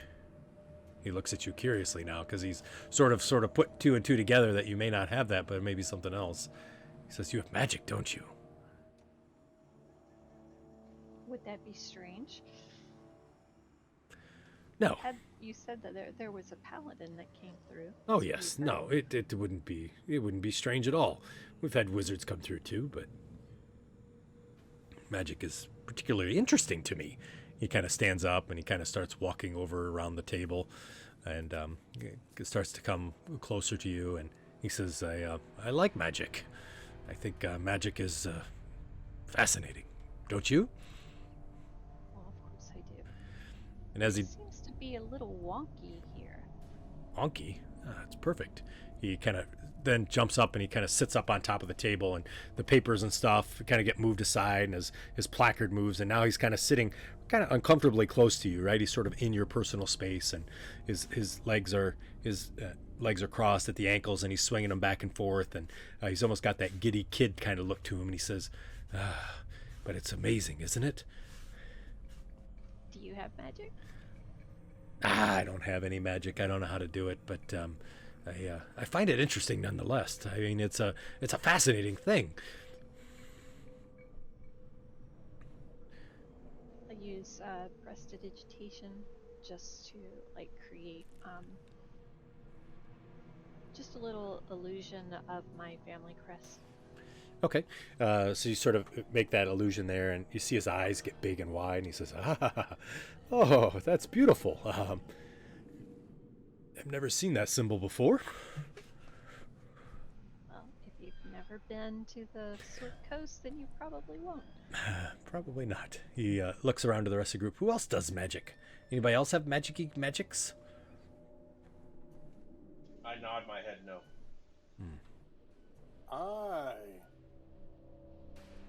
He hangs on your edge of your words. Don't. You see a visible disappointment. I reach behind his ear and pull a copper piece out. You'll have to do a performance check for that.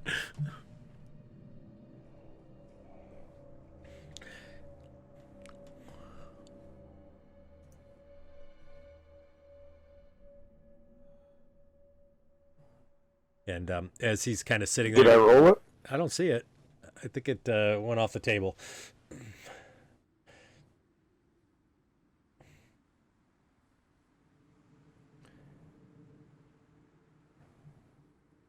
There it goes. Oh, not bad. You do it. You kind of fumble a little bit, but you make it kind of work. And he goes, yeah, that's pretty good too. He's like, you guys are a traveling band. I thought so. He kind of looks at you, Arian, and he says, do you have a special spell? One that could bring a little creature, some wizards have them. They sit on their shoulders and like little rats and things like that. Do you have that ability? Do you do that too? I never learned that spell. I That's didn't too want bad. to take care of a little creature when I have trouble taking care of myself. That's too bad. I like that spell. That's a fancy spell. So I just make a little symbol of a little rat. So, you mean like with the presentation, trying to make like a little rat? So you make the symbol of a rat, but the rat is a skeletal rat when you make it. He goes, that's terrible. And he jumps down and he runs back around the desk and kind of stands behind his chair. He's like, that's nasty. Well, it wasn't supposed to be like that. Why do you do that? I don't like that. I don't like that at all. It's like, I don't like your magic anymore. Well, I'm sorry. Please forgive me. That was not the intent. I'll have to figure that out. As I said, there are some of my spells that just don't seem to be right. Yeah. He says, well, he says, if you want out, I think you can probably go to the castle that I talked about, or you can head to Dubrovia, but there's no exits here. He seems to be all business again. I'll turn to Stony and C4. What do you think we should do then? They're very worried about us being out at night. Snortle, did you join us? Yeah, Snortle's there. Sorry. He had come up behind you, I think. Of course I'm here. You left me. You said you were going to sleep. I thought we all were. At 10 o'clock in the morning? Always sleep when you can.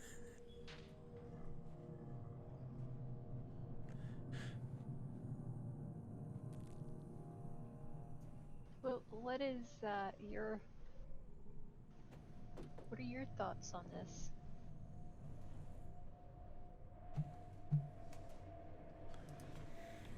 I think Gort talks too much. I nod my head no. See?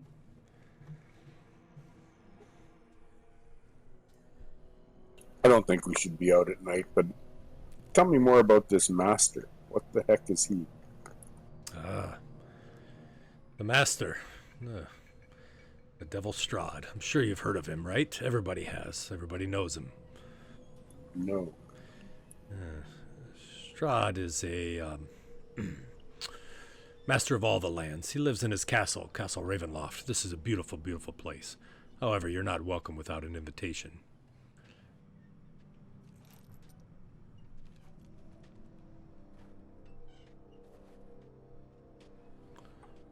He's the all-ruling, all-powerful. Not sure anything more needs to be known about that. Oh, he is a vampire, of course. A vampire? Yes, vampire. You know, rests in the coffin during the day. At night he comes out, gets his wolves and vermin to do his bidding. Yes, he can be a bat or a wolf or a mist. He can even be a raven. He can dominate you with just his gaze. His look can make you do things that you would never imagine. But I'm going to animatedly start flapping my wings and looking at the rest of the group. Okay, all right. My arms, flapping my arms. All right, gotcha. And he says, but no one's welcome at the castle, so you don't have to worry about it. And if he wants to seek you out, he'll seek you. Otherwise, nobody seeks him. Do you have a performance check for the moving your arms up and down? Yes. Why do you ask about the Devil Strahd?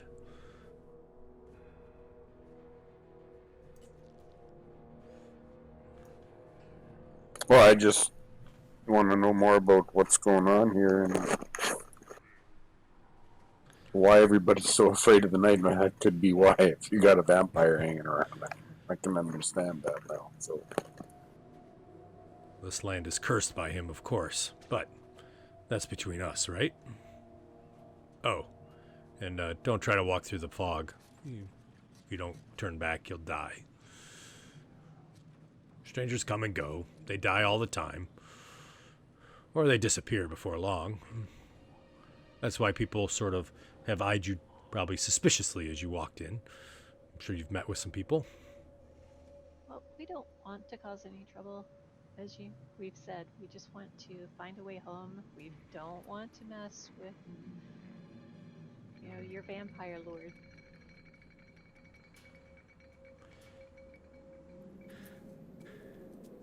So you see C4 is sort of doing what looks like the chicken dance with his arms, and it looks very unnatural. Thank you. I knew it was coming. Thank you, Brian. You're welcome. So And the dwarf again looks at you guys and he says, what is that guy doing? He's really not that funny. He needs a better act.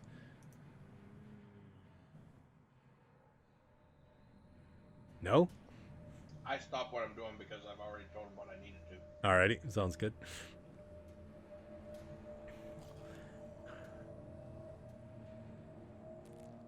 I'm just watching them. Alrighty. It's fun. Because it's fun. I'm going to say we should head over to the inn and maybe take a room for the night. Okay. Sounds good. I agree.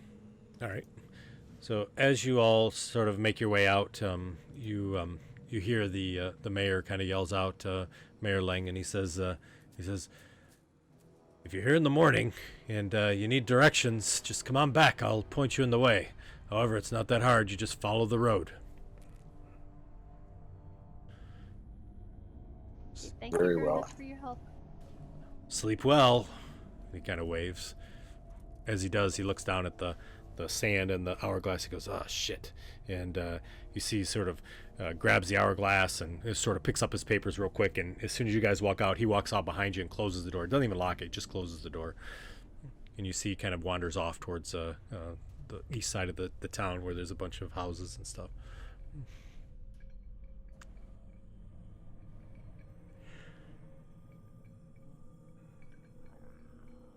As you go back into the inn, you see that the lumberjacks have now left, and you see that there's just pretty much the bartenders there, Garone, and the bar is empty. You do see there is this black cat, however, though, that is sort of sitting on the windowsill, and as you guys walk in, it kind of meows a little bit and does a little bit of a hiss as you come in, but it just sort of sits there. It's not threatening at all, but you see its hair is kind of sticking up on end. Is it like focused on one of us or Just you walking in. Yeah, just walking in general. Right off it was Garen? Garen, yep. And he's kind of standing there and he sees you come back. He goes, you're back. I see. I think we're going to stay the evening and head north in the morning.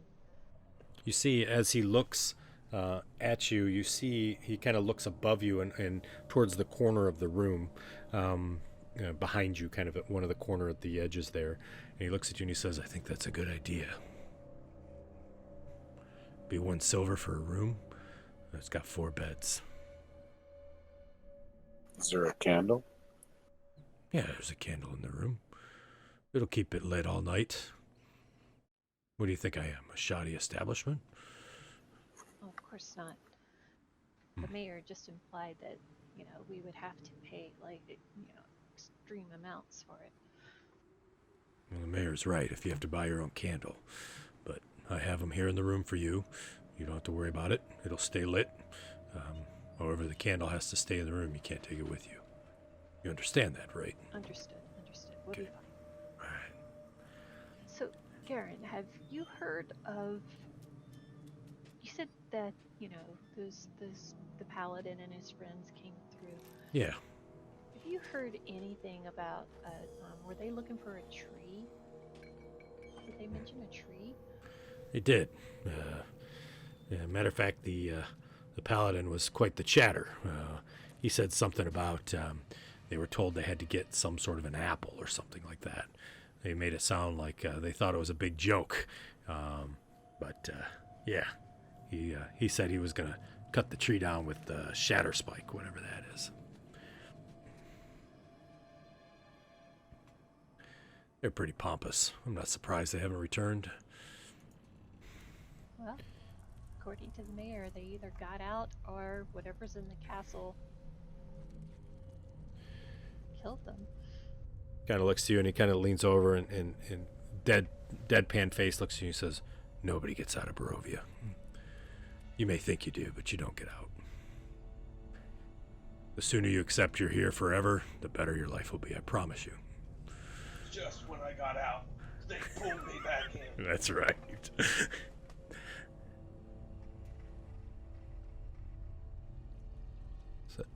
So the mayor told us about the castle to the north, Yeah. but he said something had taken over. Said it was like some dragon cult or something from another land, kind of like us, I'm guessing. I don't know anything about that, but I'll tell you this. Other than that Sir Barford and his merry group and you guys, nobody's asked about that place in 13 to 15 years. And the last one was named Guy Bellick. He had stopped here and he had this pet frog, big ass thing, probably the size of that, but bigger than that cat over there. He kind of points to the cat, and as you guys look, you see the cat kind of jumps down off the windowsill and walks across the table and just kind of walks towards the door, but keeps his head looking towards you the entire time, sort of craned over almost at a 90-degree, kind of watching you as you walk. And he quickly kind of hisses and jumps down and runs out the door and into the street. Says, yeah, large pet frog.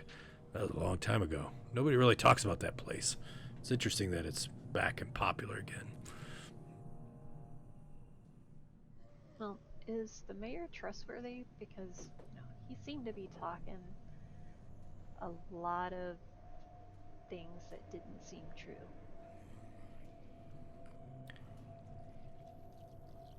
Kind of just stares at you for a while, and it's a very long, almost unnatural pause as he's sort of just almost deadpan looking into your eyes, like not boring into your soul, but just sort of staring at you, waiting for you to come to some sort of conclusion. And he continues to wait, and he says, he's the mayor of Oakhurst. That's all I got to say.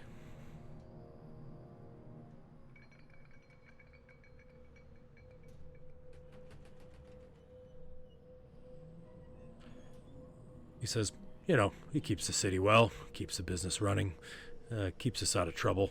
I don't know how he does it, but he does, so he's okay. You get my drift? I get your drift.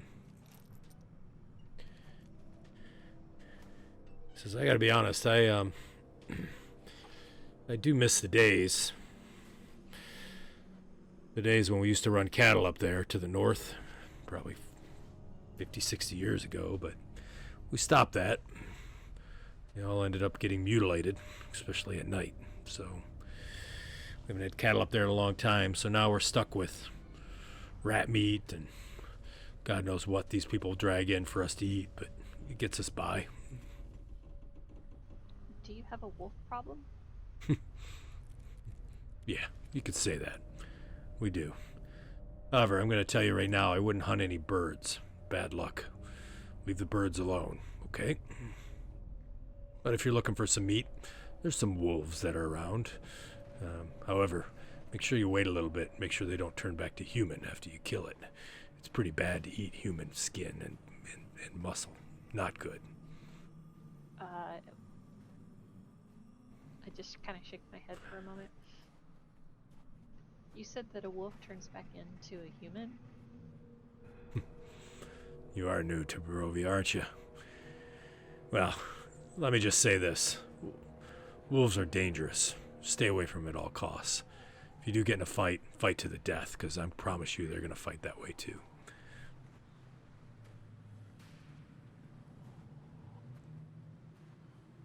Don't worry. Rumor is you die here, you may come back as a wolf. You never know. It just depends. You could be a raven too. You may be fighting my brothers and sisters, I don't know. Are you from here? Or are you like somebody who showed up here? I've been here long enough, you can say I'm from here, right? I don't remember where I'm from anymore. Oakhurst, I guess. He kind of sits back and leans his back against the bar, or the back, where the casks are, and kind of looks off, and you see just the first hint of pleasure come across his face, as if he's sort of gone back in time, and you kind of see him stare off for a while as he's living in this own little dream, or this memory that he has. And then all of a sudden you see his face turns very dark, and you see anger come across his lips. And quickly as you see it, it's gone, and he's back to sort of this deadpan look, and he says, Oakhurst is where I'm from. I've always been from Oakhurst. Barovia. Lived here all my life.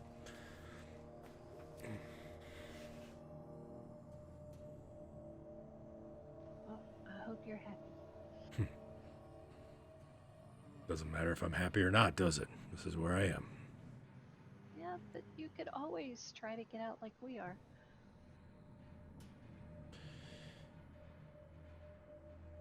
You're right. I could. Fortunately, I don't have friends like you have. I don't have a interesting group to hang out with. I have to be honest, I think looking at this group, you have the best luck, because God knows, if you all stay here, this is, you're not really going to fit in very well.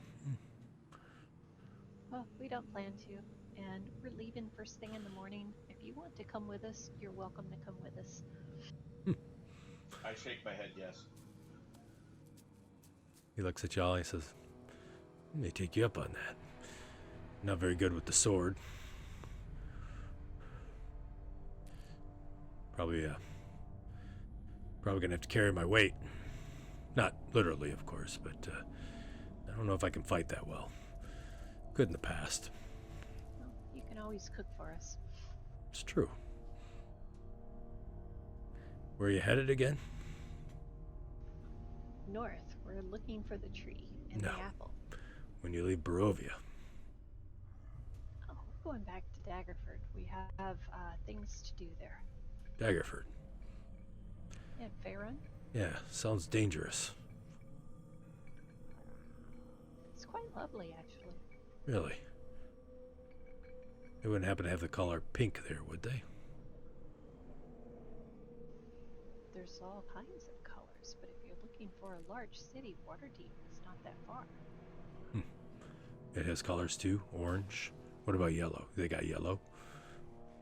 There are all kinds of colors, especially when the festival is going on. And flowers. Big ones, I bet.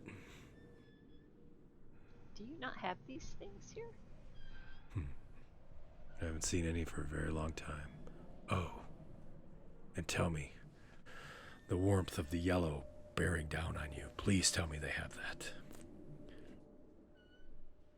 The sun? Turn to the side a bit and try to use prestidigitation to see if I can make like a little flower. Okay, all right, gotcha.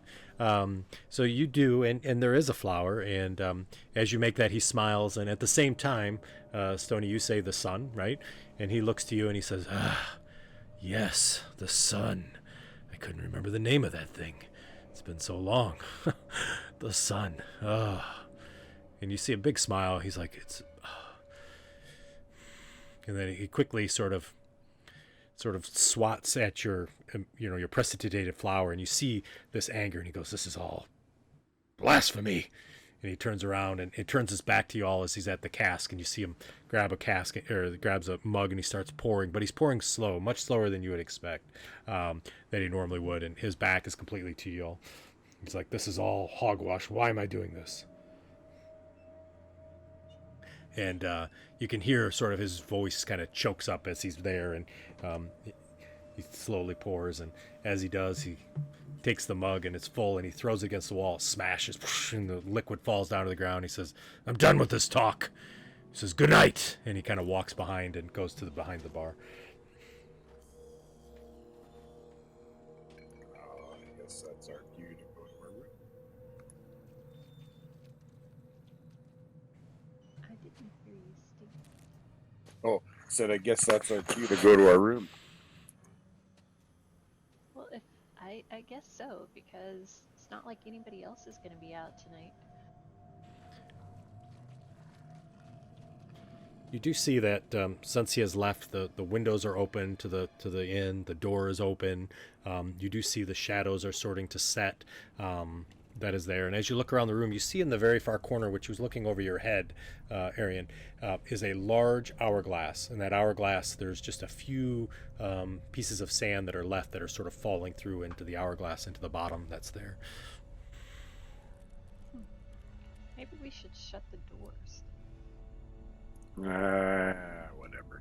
Let's just go up to our room. We can close that door.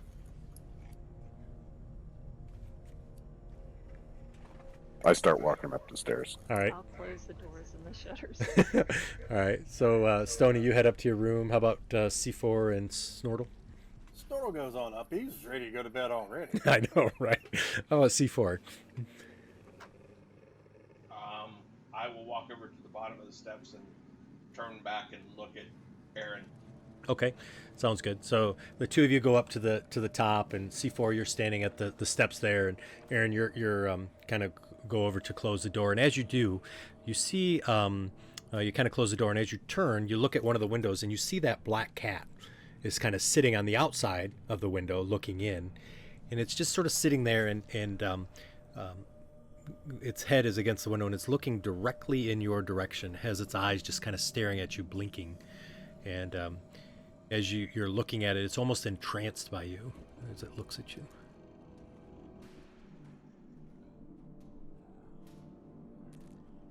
So I'll cast my Mage Hand Yeah, so a skeletal hand comes out.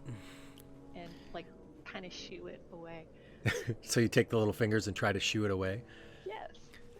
As you do that, you see it kind of stands up and it rubs its back against the window, and you can hear the window actually vibrate with a purring sound as you do that, and then it kind of sits back down and looks right at your hand.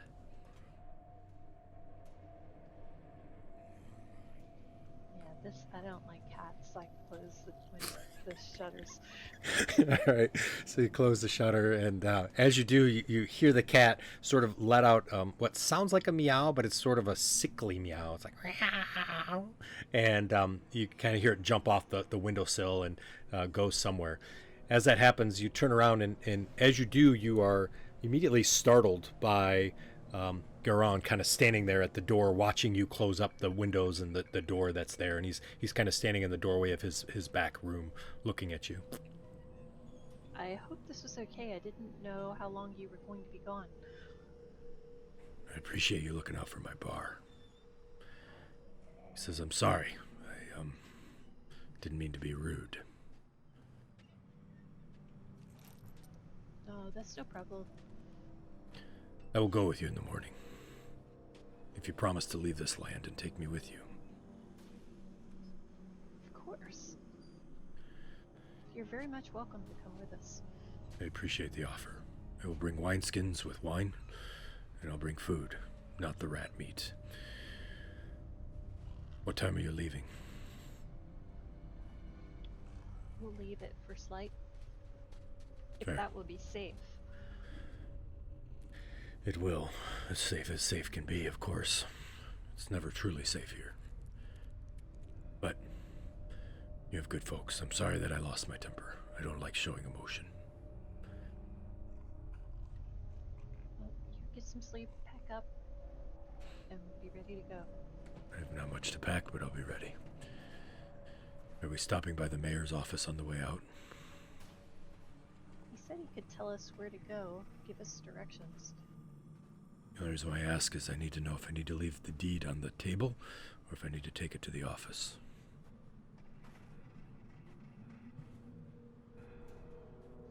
We'll figure that out in the morning. Fair. If I don't make it through the night, some people don't. I leave this to Corky, alright? Corky? Yeah, she's a good gnome. She'll take good care of this place. Her and I have been, friends. She'll understand. I thought there were only humans here. Yeah, mostly. There's a rare, outsider that shows up from time to time that stays. Corky's a good girl. She'll take good care of this place. Well, she takes care of the, shrine. Anyways, I'll see you in the morning then, okay? Okay.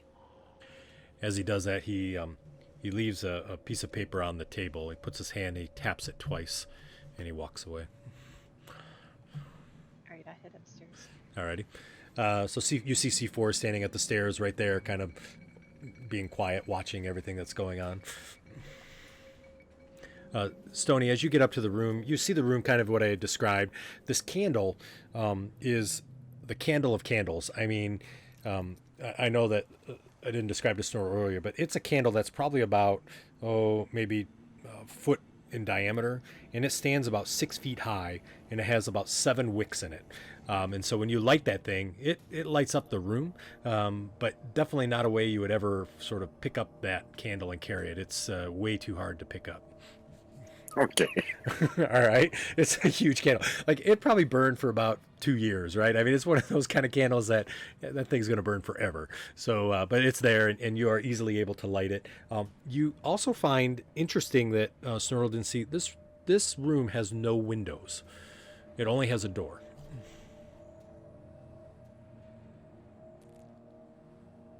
Are there Does it hidden have a rooms? lock on this side? It does. It does have a lock. Yep. And then they have the beds that are there, and then there's that sort of that pot that's in the center. You assume it's a chamber pot for when you're in the room, but otherwise there's no other real furniture in there. It's just some beds, wall, the big candle, and the pot that's there. And there is a lock on the door. It does have a kind of a wood bar that would come across, as you can think of, to prevent the door from opening and shutting from the inside. That's your lock. Aaron and C4, as you guys come up, you're able to get into the room, see the same description that I give. You also find that there are no other rooms in this inn. This is the only room on the second floor, is this room. So there's like a kind of a hallway. Is there a window at the end of the? Yeah, so as you go up and onto there is a window that's there on the upper level of the hallway that's opposite of the door that opens to your room. Okay, if you said that, I missed it. Sorry. No, I didn't say that. There are shutters there, so you can shutter it as well.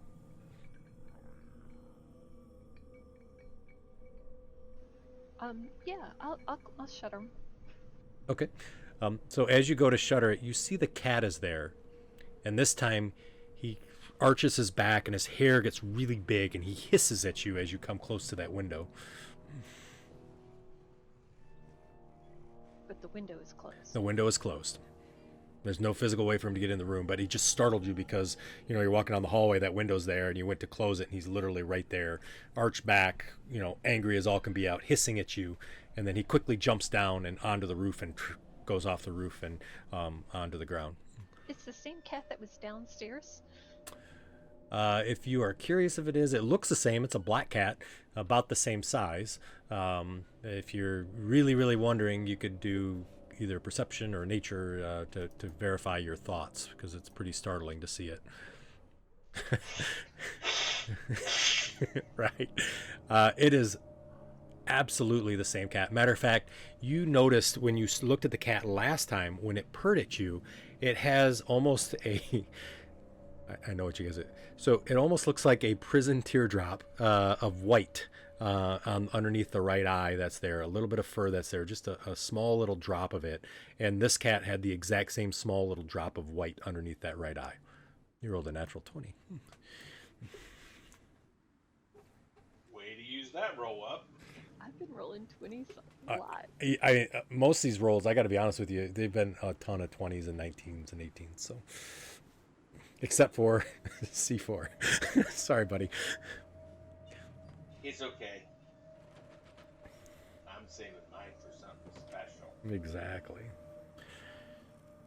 All right, well, I'll just go ahead and close up the shutters and then go back into the room. All right, gotcha. So you go into the room. You do see the doors there with that wooden large 2x4 that would essentially come across the bars there to keep the door closed. And the candle's lit. You see Snortle sitting over there. You see, I think, smoke coming out of his shell. Is that right? I thought I saw that. Yep, he's popped in his shell. Yep. You can see smoke coming out of his shell. Yeah. What is it? I mean, is it kind of like a sweet smelling, like a pipe type of smell, or what kind of smell comes out of that? It's kind of sweet smelling. He's smoking his pipe. All right, gotcha. So, so you guys kind of see the smoke. Smells like skunk. Yeah, I was gonna ask that, but I like the sweet smell, so that's good. And so you guys see that. And what else would you like to do for the night? Well, as soon as C4 and Aaron get in, I lock the door. Okay, gotcha. So you kind of slam down the lock on it. Yeah.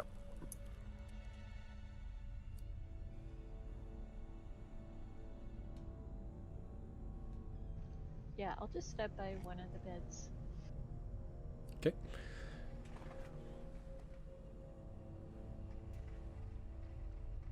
to stand next to the candle and just stand there. Alrighty. Warm up your the iron. Let it glisten off your armor, your metal. That's right. Yeah. Got a nice shine hue to you, right? Sparkles around the room. Arian and Snortle, when you guys are starting to switch up your sleep, so C4, no issues at all while you were there, and I guess actually you're aware of what's going on. So, and then Arian, throughout your shift, your watch, there was really no issues at all. The candle just continued to burn. It was pretty hard to stay sort of awake, but you didn't hear any sort of bird sounds or cackling or wolves or anything on the outside. But as you guys start to switch your shift, you do hear this sound of almost like sobbing or crying that you can hear kind of outside the building. And it seems to get louder as you guys are sort of switching over. And Aaron, I assume you'd probably stay up for a little bit just to kind of see. And the sobbing continues. And it sounds almost like men and women and kids almost at it like a funeral of some sort. And it sort of comes in waves where it gets louder and then it gets quieter. And it slowly sounds as if it's moving from kind of the north and down through the town potentially, or at least in front of it, and then out towards the east. You can hear it kind of waffle. It lasts for about a half an hour. Almost sounds as if there was like a parade of funeral mourners or something that walked by. Did they tell us not to look outside? I don't remember. Does anybody remember? I nod my head. No. I'm asleep.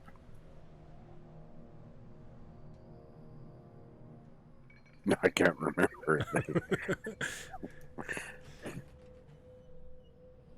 What would you like to do? Since it's the two of you that are up. Or the three of you, I should say. I can't resist this. I am all about learning new stuff, so I have to go take a look out the window. All right. We have no window in the room, right? Nope. I know, we've got to go out in the hallway. So you see her slowly walk over to the door, and she starts to reach for that large 2x4 that's locked the door for y'all. I push down on it.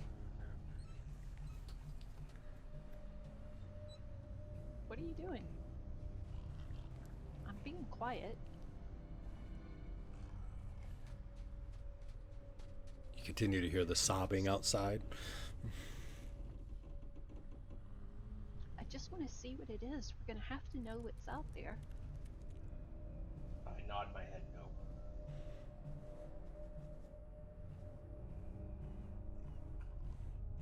I'll still try to lift it up, but I'm sure he's much stronger than I am. All right. I think it'd be opposed strength rolls or athletics.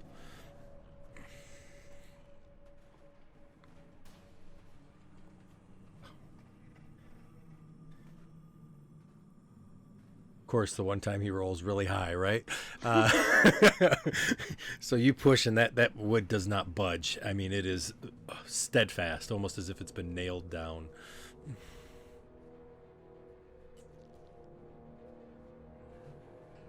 Fine. And I'm gonna go into this long convoluted story about why she's not allowed to go out there. All right.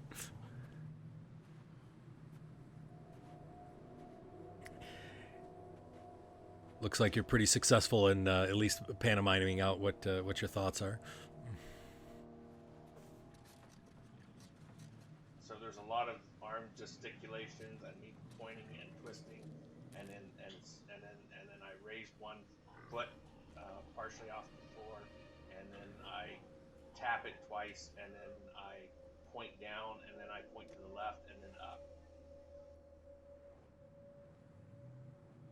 As he points up on top of the ceiling, you hear something thuds against it, and then you hear the sound of what sounds like feet, and it kind of jumps. You hear it kind of and jumps down off the side of the building.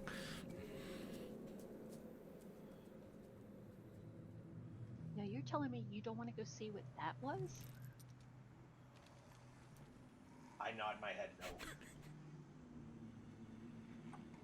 You know, It was an. stony. I have to pause for a second. It was an accident the first time I said nod and no in the same sentence, but now I have to do it every single time. You know, if Stony wasn't such a pain, if he doesn't get enough sleep, I would wake him up and I bet he would want to go out and look at it with me.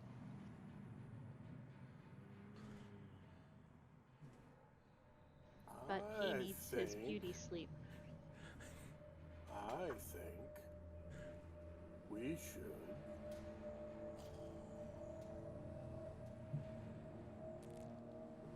go.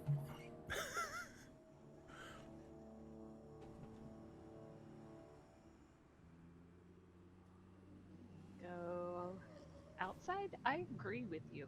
So we override you, C4.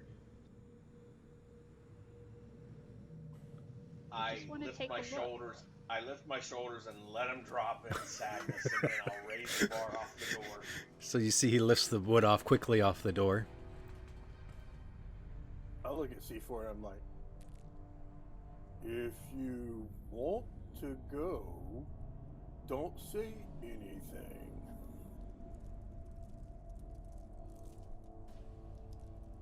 I just look at him. See, he wants to go. I'm giving him my "I could strangle you" look, which happens to be the exact same look for everything else.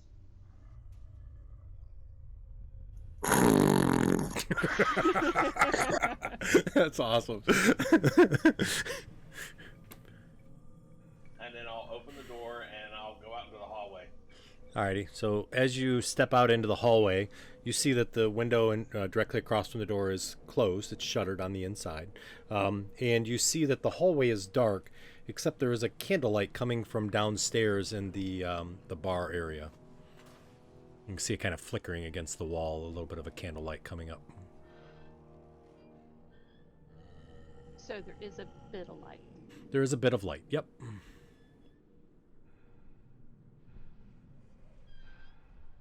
And you can hear, now that you're outside into the hallway, you can hear the sobbing seems to be much louder. Definitely does appear to be coming from outside the building. And you can hear the what sounds like hundreds of different voices sobbing at various different times. And it does sound like they are moving kind of from the north through to the south. I'll start down the steps. Oh, no, we're not going downstairs. I just want to peek out the window. So she grabs your shoulder as you start to make your way down. I do the shrug thing again and sigh. So as you start moving there, I think you're pretty squeaky, right? Oh yeah. Wait, here, I'll make a stealth roll for you. Please. Yeah. So all of a sudden you hear a yell. What are you doing up there? But it's sort of a quiet yell. You know what I mean? Like he's trying to keep quiet, but yet still get your attention. Shh, be quiet. We don't want to draw attention. I just look at her. I go on over to the window before anybody else tries to stop me. Alrighty, sounds good. And I'll just try to quietly crack it. I'm not going to, open it entirely. Gotcha. So as you crack it, you see that there's this eerie green sort of light that kind of pours through the crack, and it fills up kind of the hallway itself. It's sort of a bright light, and you immediately recognize that the entire ground outside is sort of bathed in this green light that's kind of wisping through the trees and everything that's there. And as you open that, even just a crack, the sound of the sobbing becomes almost tenfold in volume for you, as it's kind of, you can feel that vibration through the window, that the wood was probably holding that back a little bit.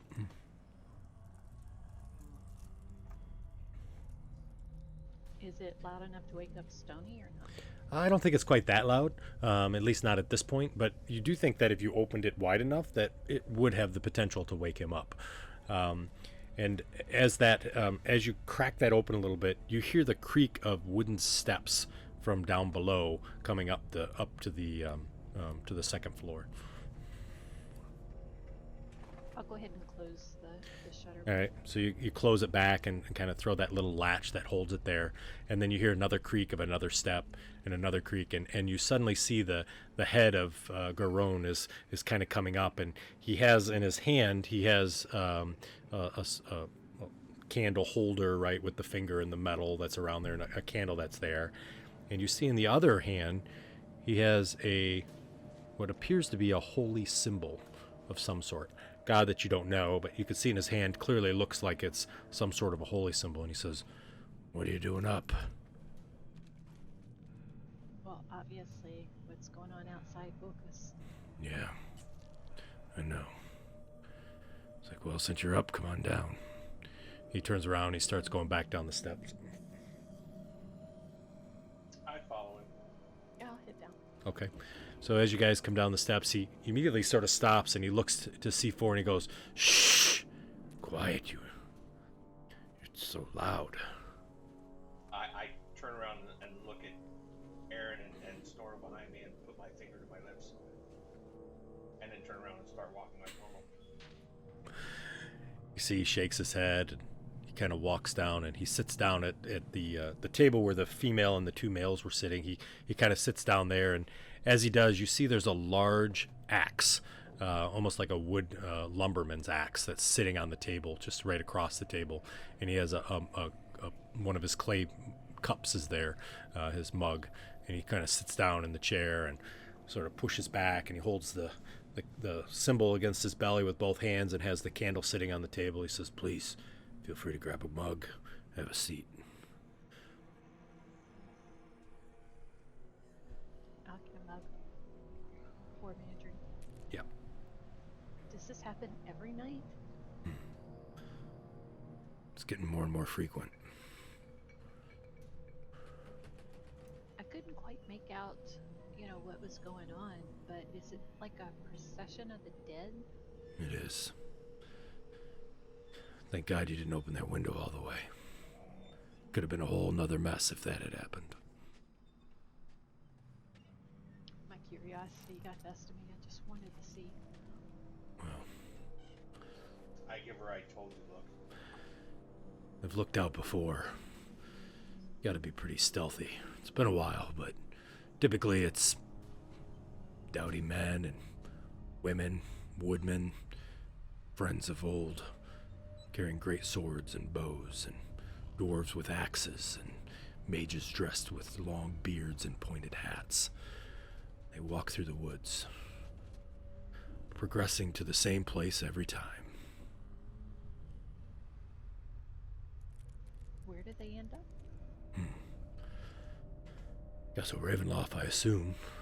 Come out of our graveyards just to the west. Make that procession. Sometimes happens the next night. Sometimes it doesn't happen for a week. Rumor is they see it's all over. So I sit here with my symbol, protecting myself, anybody that's staying with us, hoping to God they don't come through that door.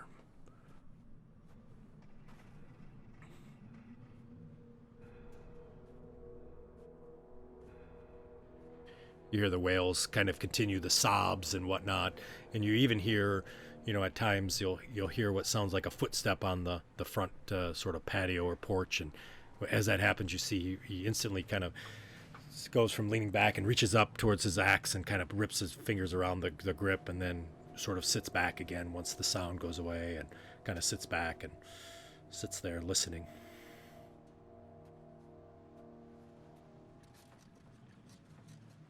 As long as you've got your house shuttered and you've got your candles, they don't bother you? That's what I've been told. However, we have had some people in the town be careless and leave their windows open. Needless to say, they're not here if any of these processions go through the next day. People have learned keep those windows shut. Hence the reason. Shut the windows. Don't be out at night.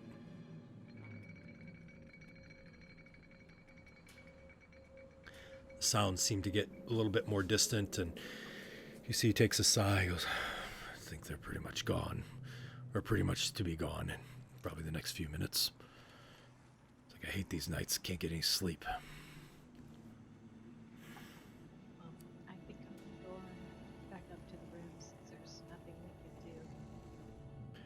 He looks at you and he says, "Probably a good idea, by the way. The curiosity's gonna kill you if you're not careful. I get it. Probably will.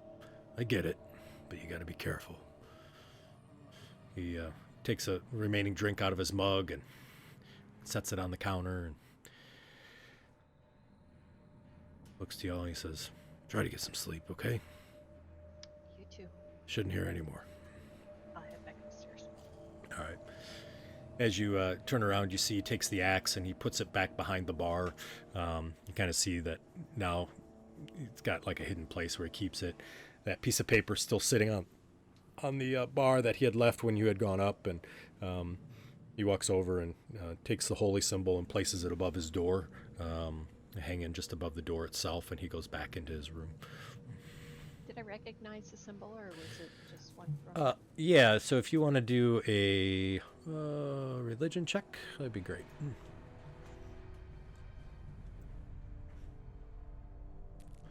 Yeah, it's a symbol that you're not familiar with. Definitely doesn't have a sort of evil appearance to it. It does appear to be a symbol of some good god or some pagan god that would be good.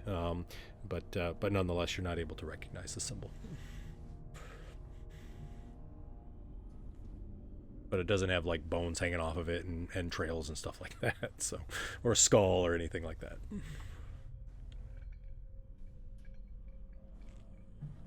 So he closes his door, and you guys are down there, downstairs. The candle's still sitting there. He has it kind of sitting on the bar. Doesn't look like it has more than an hour or two left on it. I'm gonna go back up to the room. Okay. I assume C4 and Snortle, you guys go with her? Yep, I'm going up. All right. I follow. All righty. You guys get back up to the room, and Stony, I think you're still probably sleeping.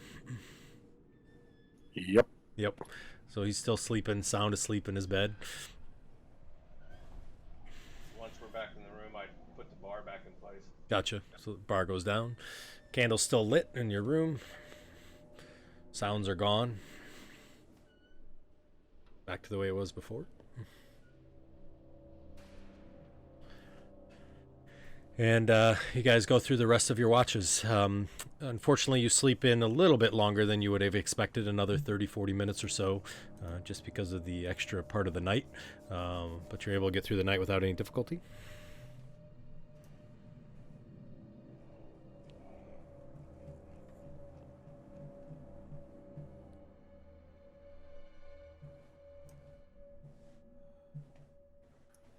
So Stony, you missed all the excitement last night. What excitement? I had a lot of excitement in my dreams. Did it include green mist and The Walking Dead? No. Then it wasn't as good as our night. Okay, if you say so. I will beg to differ, but go ahead.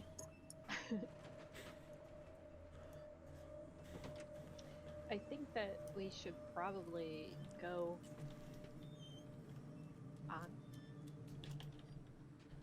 get downstairs, get our breakfast or whatever we need, and get out of here and head north. Actually, we should probably talk to the mayor first. All right.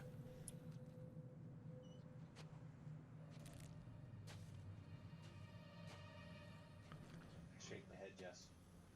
All right. So as you all come out of the room, I assume Snortle's coming as well. Yes. All right, and you guys head down to stairs. You see that Garon is sitting there. The windows are still closed.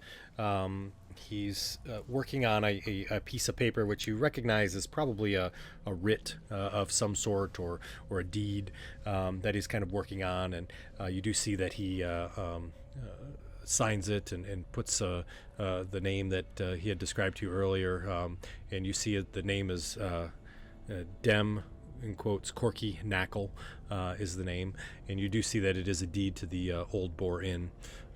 He is dressed in a sort of a thick tunic that has a nice cloak that comes around, kind of a coat. He does have some travel boots on.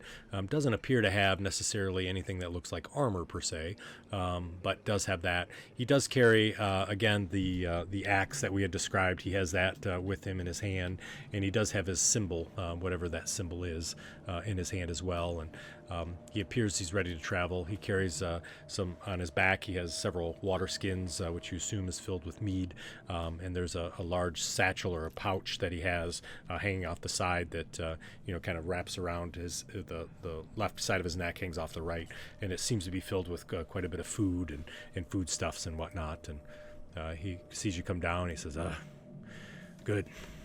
I'm not too late." Glad you didn't change your mind. Oh no. What do I got to live here for? It's silly to stay, right? Exactly.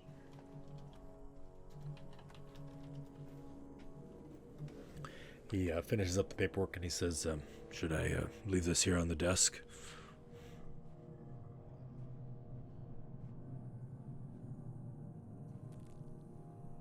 We are going over to the mayor's. All right, I'll take it to Mayor Ling. Do you mind if we swing by real quick so I can let her know that she's going to have this deed? Sure. Thank you. And he kind of seals it and puts a little bit of a wax seal on it that you see. He doesn't have a special ring or anything. He just drips some wax on it. It seals it. And kind of puts it into his pouch that's there with the rest of the food stuff. And he says, if you're hungry, we can eat real quick and have some drink. I assume she's probably going to run this place, but we might as well get one last meal, right? Sure. So he kind of goes back and brings out some some loaves of bread and just some main staples of food. And you do see that he has some what looks like a kind of a potato, kind of a mashed potato type of mix that he brings out too. And he does have glasses of more of like a mead for the morning versus drinking that wine. And kind of slaps it down on the table and he says, "Eat up. I'm just going to finish up with the back, make sure everything's all cleaned up." When he walks away, I'll use prestidigitation to put some decent flavor in all of this. Okay, sounds good. All right, any particular flavor you'd be looking for to put into it? Bacon and eggs for the meal, and something, I don't know. Orange juice. Yeah, orange juice. So, all right. Your guys' meal tastes better. It's filling. It's hearty. It's not anything that is too terrible. And obviously the doctoring up of the food helps. I don't think orange juice is supposed to be crunchy. You're not supposed to chew it, right? It's pulp. So he comes back, and as he does, you see that he carries also a small pouch. Looks like a coin purse of some sort that he has in his hand. He says, "I almost forgot it." Okay, I'm ready when you all are. I think we're ready. Snortle, is there anything else you need to No. I hold up my finger at the group 1 second, type of motion. Alrighty. I'm gonna walk back upstairs real quick. Okay. So you head back upstairs as he does that. While he's going upstairs, you guys want to do anything else while we're waiting? No, I'll just walk outside and sit on the stoop Okay. while we're waiting. All right, sounds good.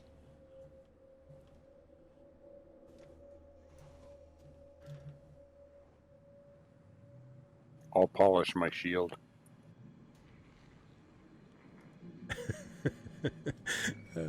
So you as you're there, you guys kind of hear some movement upstairs and whatnot, and kind of polishing your shield, and you see that Garon kind of is just longingly looking out, and then he shakes his head and he says, "God, not even gone a day and I forget. And you see he walks over to the corner and he flips over the hourglass. He's like, damn, they're not going to know. It's going to be early. And he kind of goes back and he writes another note and puts it up there, and it says 1 hour early just underneath it. So he's like, okay. And he kind of shakes his head. He's like, I'm already getting soft. I haven't even left yet. Well, the road will toughen you up. Yeah, I hope so.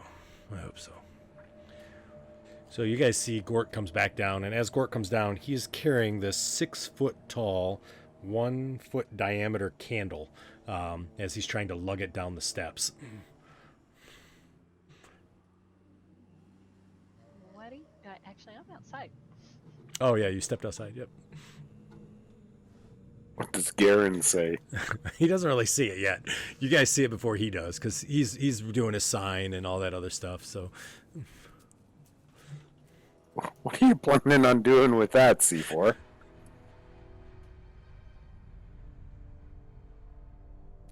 I'm going to pantomime going out the door with it. All right. So you pan him. He turns around and he says, "You're going to carry that all the way?" I shake my head, yes. What about our other guests? Well, not my guests, but other guests that stay. Other people like you. They won't have a candle. Is that right? Are you okay with that? I nod no, and I set the candle down on the floor. He sort of nods to you and he says, "You're a good man, aren't you? Could you take it back up there for me, please? I get it, but I don't want somebody to steal it." Like maybe if you just cut a foot off of it. You know? Not the whole thing. I'll pick it back up and carry it back upstairs. Okay. All right, sounds good. So you do pick that up and carry it back upstairs, and you're able to get it up there without any difficulty. And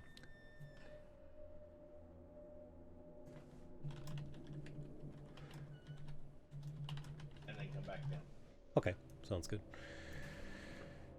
So as you guys come down, he kind of steps out, and as he does, I know that Aaron's already outside, and Snorkel, I assume, is slowly making his way out there.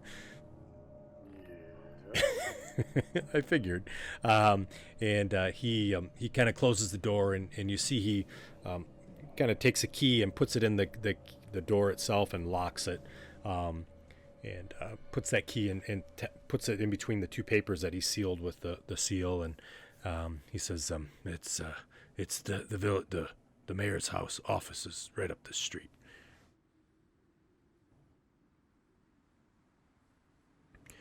And Do we see anybody else out yet? yeah, so you do see that there is a few people that are out now compared to yesterday. It seems that people do things sort of in the morning. You do see the kind of people that looks like woodworkers that are kind of moving through. You do hear the sound of children, but it's not children playing. It's actually children working. You see some children outside their houses washing clothes and whatnot, kind of sitting close on their porch. But there are people out. You see that most of them are human in nature. And you don't really see any other races necessarily.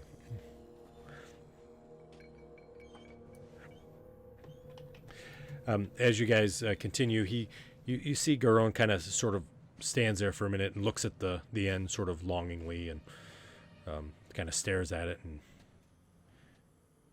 sort of shakes his head and nods and looks almost as if he says a sort of a private thing to himself about it, right? And he kind of turns to you all and he says, just before we get there to the left there, you see that small little chapel building that's there. We need to go in there real quick. Is that okay? Sure. Perfect. And you kind of walk down the street, and as you do, you see people will kind of look at you as you're walking, not really talk to you at all, but just sort of observe you. It's not like they're looking at you with disdain or anything like that. Yeah, we're strangers. Yeah. As he walks over and he goes to this little chapel, he kind of knocks on the door and he goes, "Corky, in there?"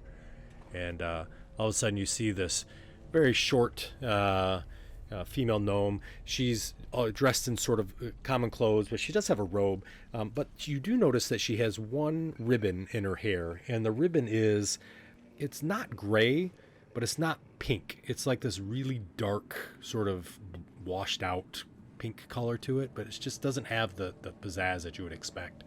And as she comes out, she immediately runs out and kind of wraps her leg around his lower leg, right? Because she's not very tall and he's a pretty big guy, and kind of hugs his knee as she comes out, and she goes, "Gee, you're back! I'm so glad."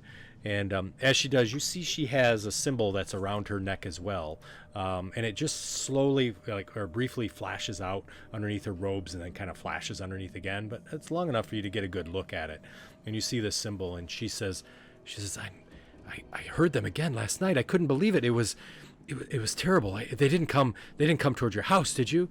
And he kind of pats her on the head and he says, "It's okay, Corky. I promise you, everything's fine. The rest of the town's okay." And she nods and she says, "I keep telling everybody they need to keep their windows shut. They're finally listening." And she's like, "I'm so glad you're okay." And she again gives his leg a big hug, and you see he kind of puts his hands down and sort of kind of tries to cuddle her, and then he sort of kneels down onto his one knee and kind of reaches down and gives her a big long hug, and says, "Corky, I'm going with these nice people. I'm not sure I'm going to be back, but if I don't come back, this is the deed to the inn." And you see she sort of steps back a little bit, kind of looking at him, and then she looks at you all and she says, "Who are y'all? What are you doing? Huh?" We're strangers here. We're trying to get home. "Yeah, you're strangers, all right, but why are you taking my G, huh? What's going on? What did you magic him?" She looks at him and she's like, "Gee, why are you leaving?" And she kind of puts her hands on his face and looks in his eyes. "What's going on?" He wants to come with us. He wants to go home. He wants to see the sun again. As you say that, her eyes get really big, and she looks at you and she says,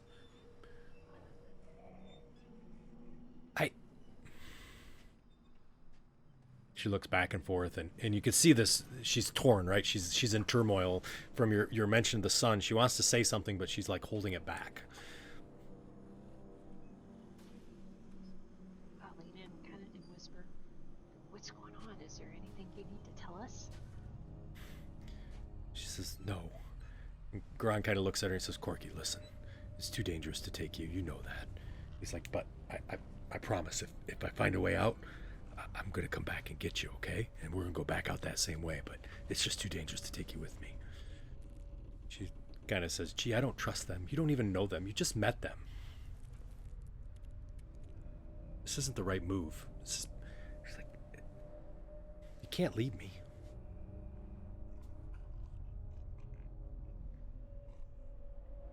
He kind of looks back to you all, and he has that look, right? That look of second guessing, like, am I making the right decision? And he sees you there, and he kind of looks back at her, and he looks back to you guys. Free will. You can come with us, have a better life.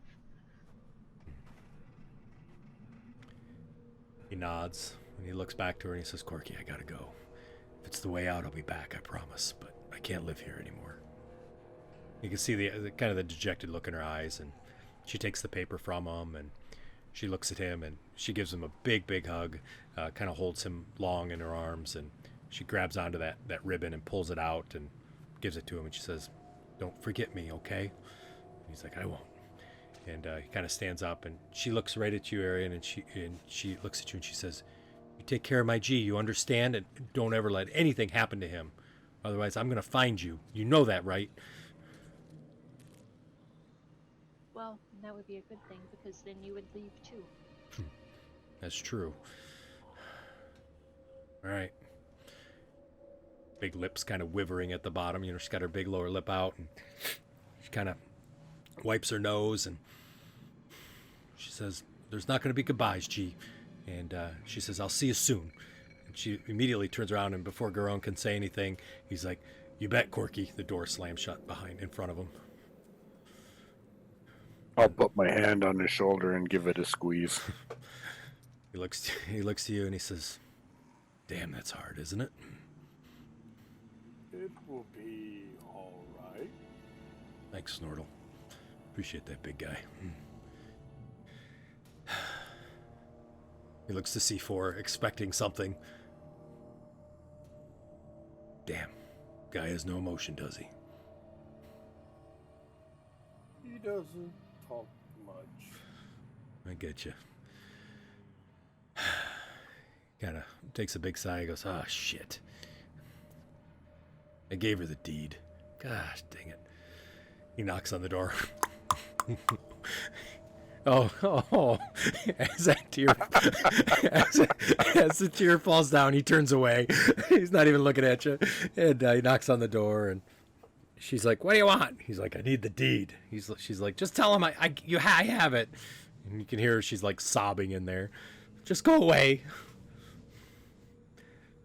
Shoulders go down, and as he looks at C4, the tear is gone, and he shakes his head. He's like, "Man, it takes a lot to make that guy cry, doesn't it?"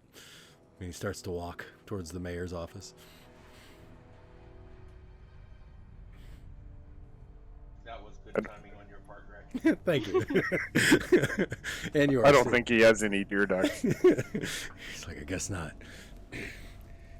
So he continues to kind of walk towards the mayor's office. Now he seems to be sort of pushing the group to move quickly, and you see him quickly walk over there, and he kind of walks up to the door, and he knocks on it, and as he does, the door flies open, and he's like, "Mayor," and kind of says it pretty loud, and you can hear the mayor inside say something. It's hard to tell. He's like, "I'm leaving this town. Cookie's got the deed. Take care of these people." And he grabs the door and slams it shut and walks away. He's like, "That guy's useless. All right, let's go." Do you know where we're going? He said to take the path north, and we bound to find it, but... He looks at you and he goes, "Oh, shit." He's like, "No, I don't know where I'm going." I'll walk past him and knock on the door. He's just kind of standing there looking to the north. He's like, leans against the building, and you can see he's just shaking his head like, he's like fucking everything up. So you knock on the door and you hear the mayor inside. Yeah? Mayor, it's Erin from yesterday. Oh, You said yes. you had some directions. Oh, the magic girl. Yes. Yes.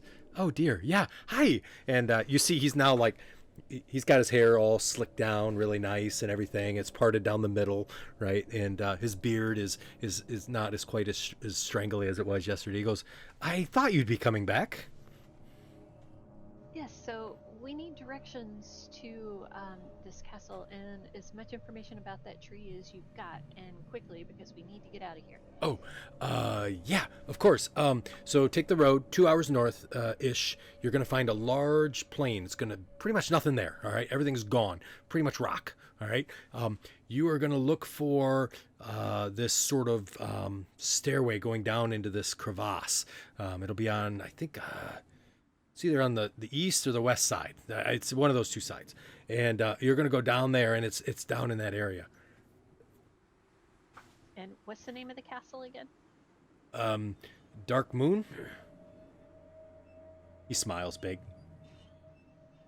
Is he telling me the truth? Sure, he's telling you the truth. I'm sure he is. Absolutely telling you the truth. Darkmoon Castle it is.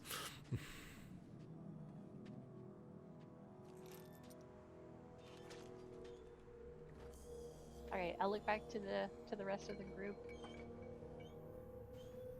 Anything else we need to know? All right then. Yeah. I have a question. He looks at you. I just picture all of us leaning in, waiting for the next. Right? Me too. Oh, never mind. I forgot what I was going to ask.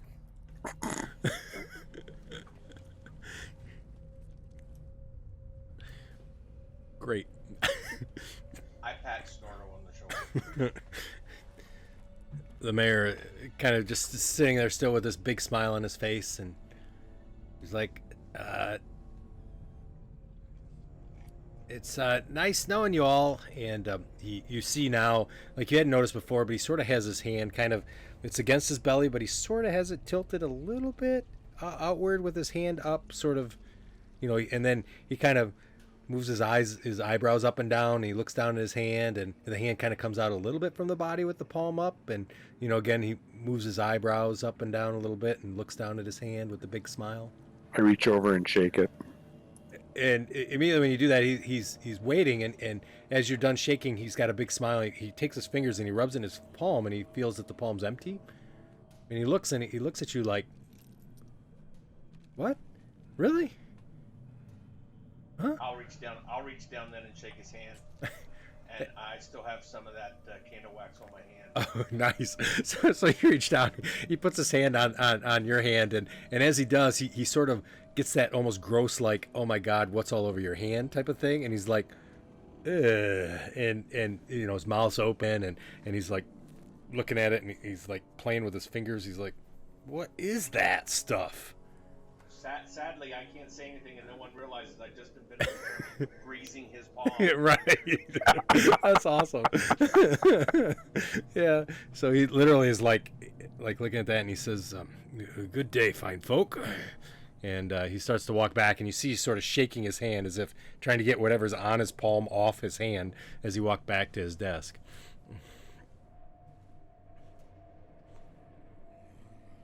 Alrighty then. Just like a politician, always got their hands out. Always, right? Always. Yeah, but you don't have to worry until you can't see their hands anymore. All right, so you all are heading out, or do you have other things that you'd like to look at? There's a store here, blacksmith shop. There's other stuff too. Do we need any supplies? I can't afford much. I only have one torch. I have 10.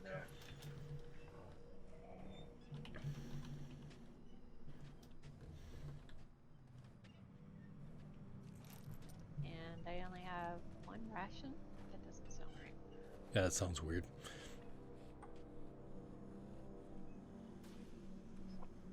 Yeah, but it lasts 10 days because she's an elf. She's like a bird.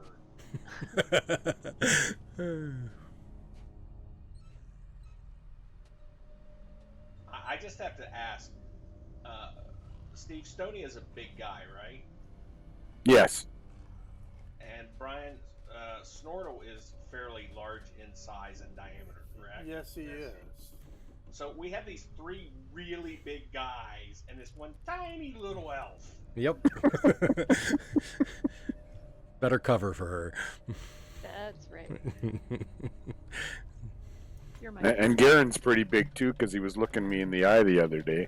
He's 8 feet tall. Oh, he was looking down at me then. Yeah. Crap, I thought I was big. You're right, he is. I'm 7 foot. Yep, he's 8 foot tall.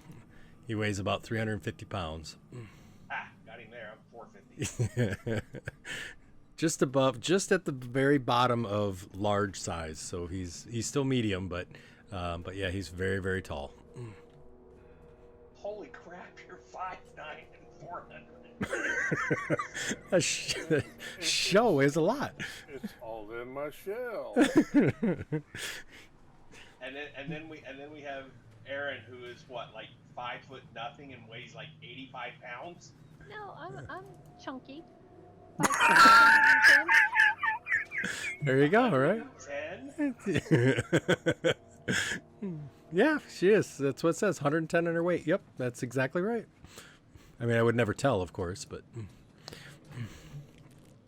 four of us get on an elevator, we may have weight trouble. you may. We'll have to see how it goes. So that now with him, we have these four really big people and this one tiny little person. Yep. Okay. Well, since you guys have brought him into your party, I do have a sheet for him.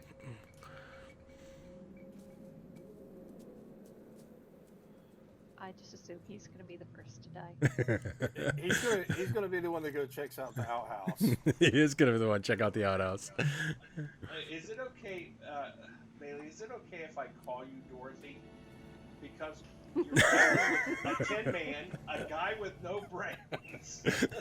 That's funny. A coward. and a hairy beast, Toto. You are going to make me take Find Familiar just so I can have a little puppy. Well, I know I was calling Stony your Toto. That's awesome. He's a little bit. I love it. Yeah, but I think of him as a barbarian, so I think he's hairy all over and all this other stuff. So. Yeah. I am kind of hairy. That's God, awesome. we are the fucking Wizard of Oz. It's awesome. We represent the Lollipop Kid. The Right. Lollipop Kid. Oh, that's who we just met. We just left her. You did, literally. You literally did. All right, so you all are heading out. Yes, we are headed north. All righty, north it is. So, as you all continue, where do you want Garone in your guys'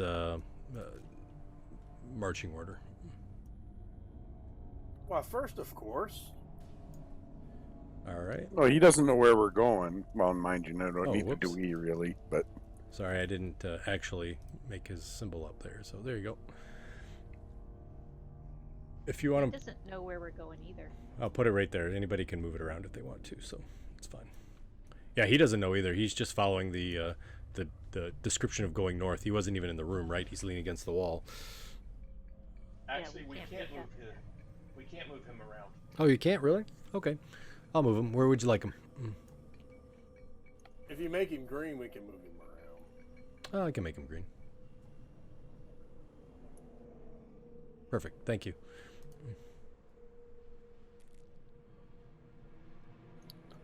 can you believe that, Mary? He wanted a tip and he gave us like no information at all. Oh, was that what he wanted? Yeah. I speak the Dwarven language, but I've never really interacted with. I just didn't know that that was their custom. I don't know that it's a dwarven custom or dwarvish custom. I think it's just a greedy man's custom. I love it. I think, never mind. I have it. Disregard. Okay. So as you all are kind of leaving the building, you do see sitting on top of the inn, Stony and Snortle, you do see a black raven sitting there again, staring at you as you're kind of looking about, and it kind of caws every once in a while in your direction. I'll wave at it. Nice to see you again. I go up to Gort and I start doing the chicken dance and pointing at the raven. So as you do the chicken dance and you're waving, all of a sudden the raven takes off. And as it does, it quickly flies over your head, probably about 10 feet or so, and pretty much in a straight line over you, circles around the building and flies off to the east. I then turn and look at where he's pointing over the inn. All right. You don't see anything. I just nod my head no and then turn around and start walking.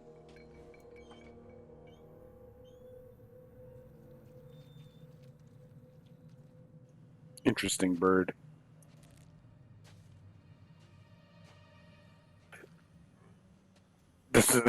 I didn't really look at it that closely yesterday, but I tried to get a better look at it this time. What's it actually look like? Does Yeah. it have, So it is a raven. It seems to be larger than the typical ravens that you are used to seeing. So, obviously it's not like an ostrich, but it's definitely a bigger bird. And it does have, it's pretty much all black, including the eyes themselves. They have white kind of the white part of the eye is white, but the black, the iris is definitely pitch black, and the beak has sort of a gray color to it. It's not an orange or a brown or a ruddy color. It's gray. So pretty much, except for the whites of the eyes, it's all black.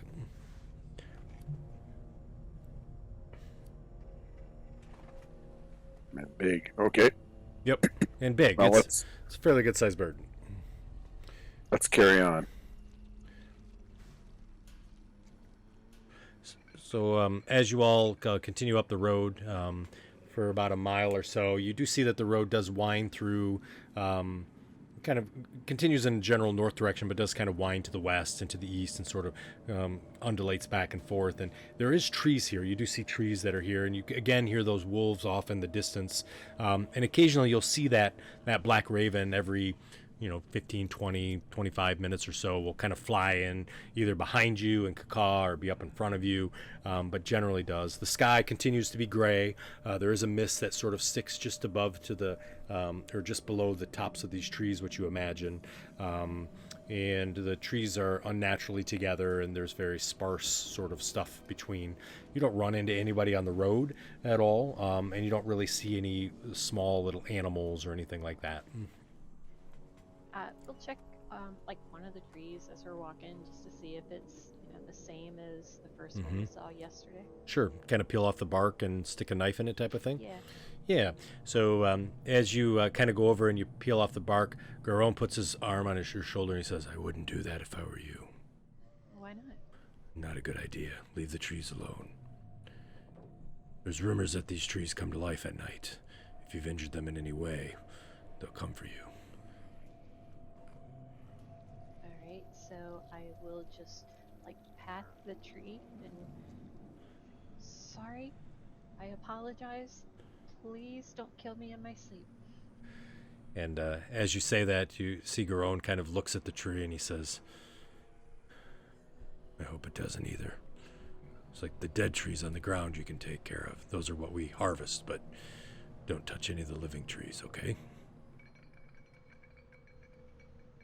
I will make sure not to do that anymore, and I'll just look over at Stony because he's the one that stabbed the living tree. I know, right?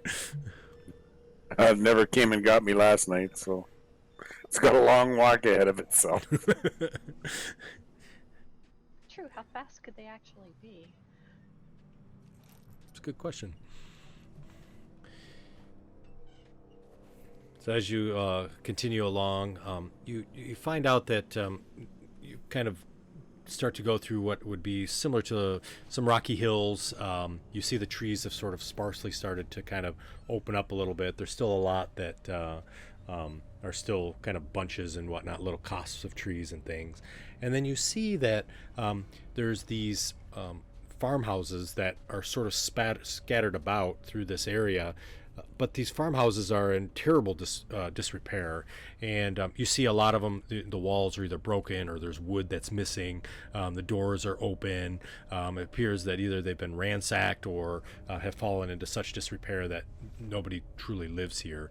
And as you continue, you see that as you continue through, but you don't see any living beings here.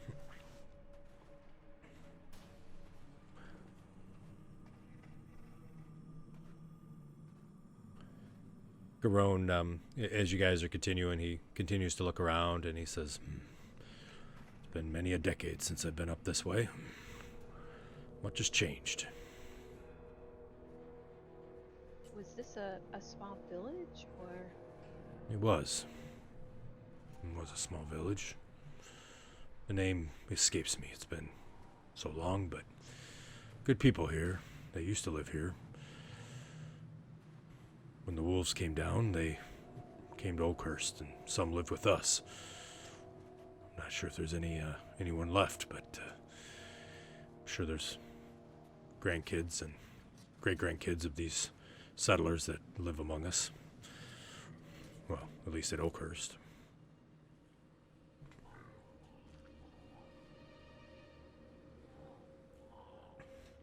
Look to the rest of the party. Do you all want to take a walk through there or continue on? Let's carry on. I don't go find anything useful. So as you continue on, you see that the road starts to continue, and you see there's this narrow ravine that sort of starts off on the east side. It's probably, I'm not sure, probably maybe a quarter of a mile away type of thing. So, and as you do, you do see that C4 is telling some sort of story that nobody really knows what he's saying, but he seems very animated about the story that's ongoing. You see that the road kind of sort of starts to slowly wind towards this this cleft or this edge of the ravine, and you see that as you get a little bit closer, you see there's these broken pillars that sort of jut out from the earth. As you continue to walk down this path, they sort of get bigger and bigger and bigger as you get a little bit closer and over the crest of a hill. And you can see there's these large pillars that kind of jut out of the earth. And you see that the ravine widens. And the two pillars, they stand straight, but they... two of the pillars stand straight, but a lot of them lean against this sloped earth that's there. And then you do see that there's some other broken ones too that are there, and they appear that a lot of them have fallen sort of into the dark depths of this ravine that's there.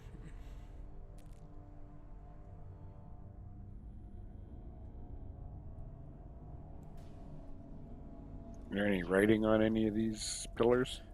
So yeah, as you get a little bit closer, so you see that they're worn and broken, and there is some graffiti that's sort of some writing that's on it that is there. So you do see some things that are there, and they appear to be written with Dwarvish alphabet.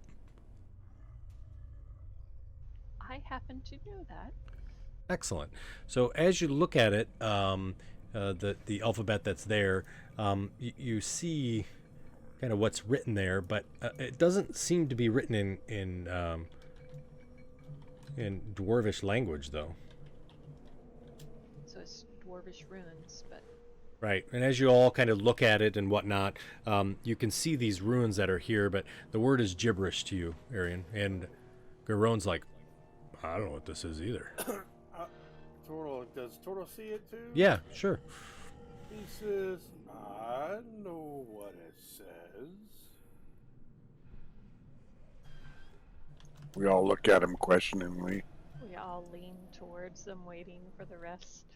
Go away. You dies. So if we go away, we die? Let's keep going then.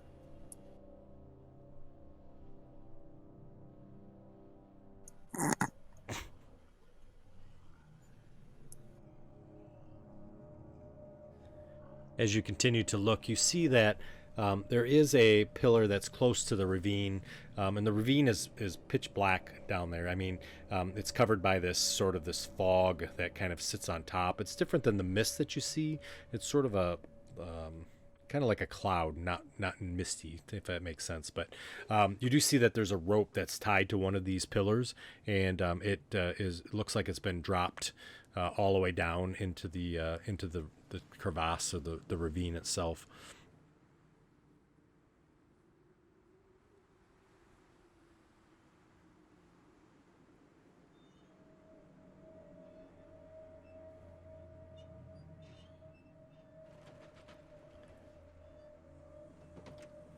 How far down is it? I'll take a look.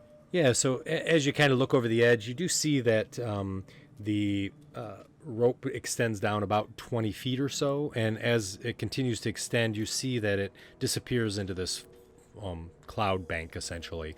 But you do see that, now that you're kind of peering over the edge, that there are foothold and handholds that have sort of been carved into the side of this this crevasse wall, that it looks like other creatures or humans or beings have used these. It looks like they've made footholds to be able to get down as well, and they seem to be for a shorter statured creature, not a full human size. So you could think of a small kid is about the size of these carvings that are there.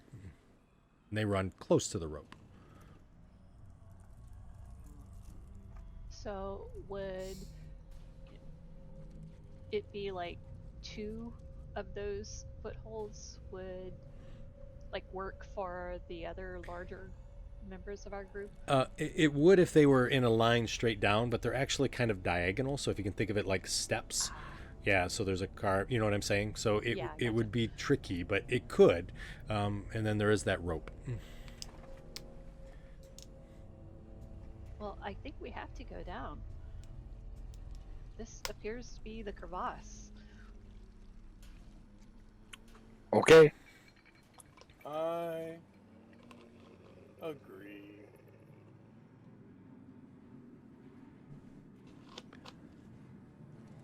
Yeah. It's too funny, Greg.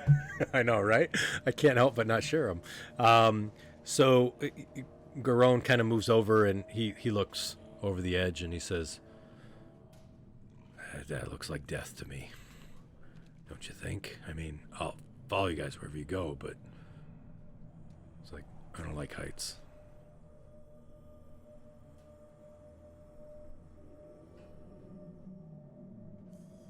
Does the path continue north, or is this like? Oh, the road definitely continues to the north. There's no doubt about it. And you see Yeah, it as it continues north. The trees kind of wrap back around and kind of undulates through the trees again. Have we been walking for 2 hours? It feels about that, maybe an hour and a half, 2.5. It's hard to say, but yeah, I mean, you've definitely been walking for at least over an hour. That's for sure. But we haven't actually passed the Ashen Plains yet, right? So it depends on what you think the Ashen Plains is. So from his description, something that's completely barren, nothing laying around. No, you have not.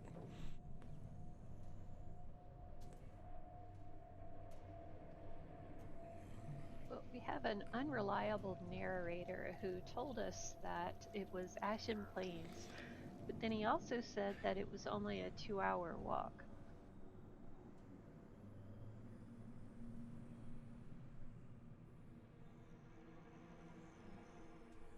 Do we want to continue on, or do we want to climb down this death pit?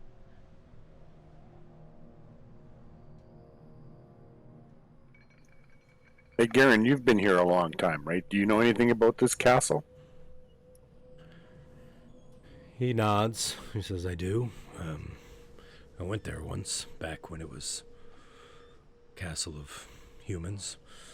So is it here, or is it further? This seems right. I mean, yeah, I think this is right. I don't remember this ravine, but that being said, I remember the castle. It's hard for me to say." Well, let's go down, I guess. There's no other ruins around other than the pillars. You just see pillars, and as you kind of ask that, and he looks, he says, "I do remember the castle having pillars lined up. Beautiful place. These may be that. Yeah, I don't want to steer you wrong, but I think this is the place. But I've been wrong before. It's been a long time. You understand, right?" Sure. Let's go down.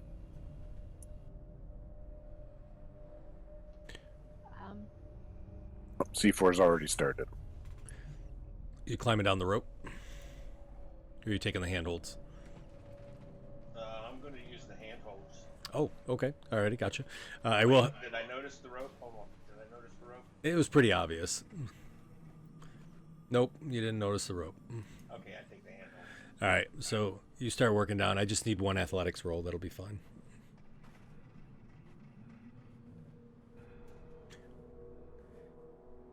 So C4 starts to move down the handholds. However, with the spacing of him and the size of him, it's very difficult for him to do that. And as he's kind of moving along, you see he gets down about 10 feet and gets just about to where the, about 10, 15 feet. And all of a sudden his hands slip and he falls. And he falls into the cloud bank. And you hear a loud bang of metal hitting something hard. I scream all the way down. The scream of silent agony. and you hear kind of a loud bang that happens. And it's not too much longer after he fell. All right, I'll scramble down the using the rope. Okay. All right, gotcha. I feel like I'm the most innocent one of our group, so I think that was the scream of the silence of the lamb. Yeah, right. So I'll just need an athletics check from you, if you don't mind, for the rope. All right. You kind of scramble down the rope, and as you do, you get to that cloud bank, and you kind of put your foot through it, and it does feel like a cloud, but you're able to move through if you need to. I swiftly slide down the rope. All right, you do swiftly slide down the rope. So as you do, you almost hit Erin as she's climbing down the rope. And Erin, as you go through that cloud bank, it's real thick, heavy obscuring. You can only see about 5 feet. And as you get there, it's only about 10 feet into it, and you hit a ledge. And as you hit the ledge, you see C4 laying there on the ground on his back, laying on the ledge. Are you all right, buddy? Wait a minute, Greg. That 3 wasn't my athletics roll, was it? No, that was your damage. Oh, okay. 9 was your athletics. You needed a 10.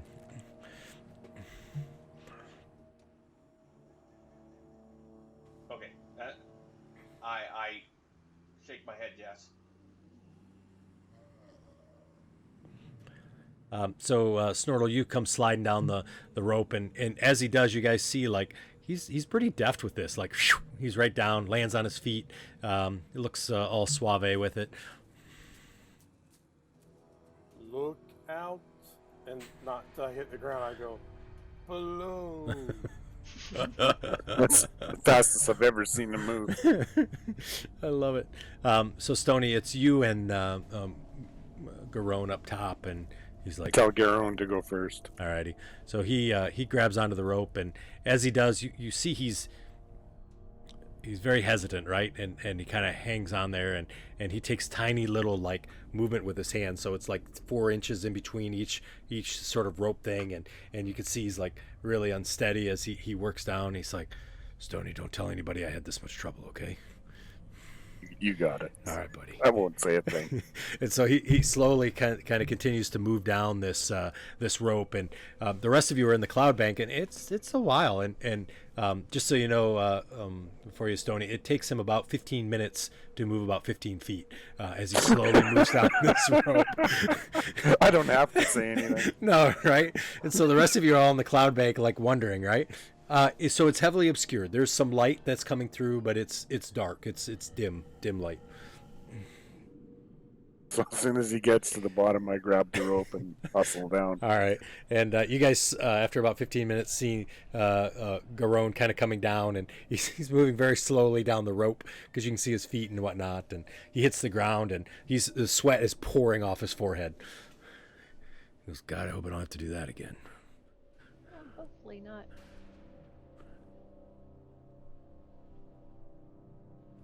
All right, Stoney, you make it down the rope without any difficulty as well.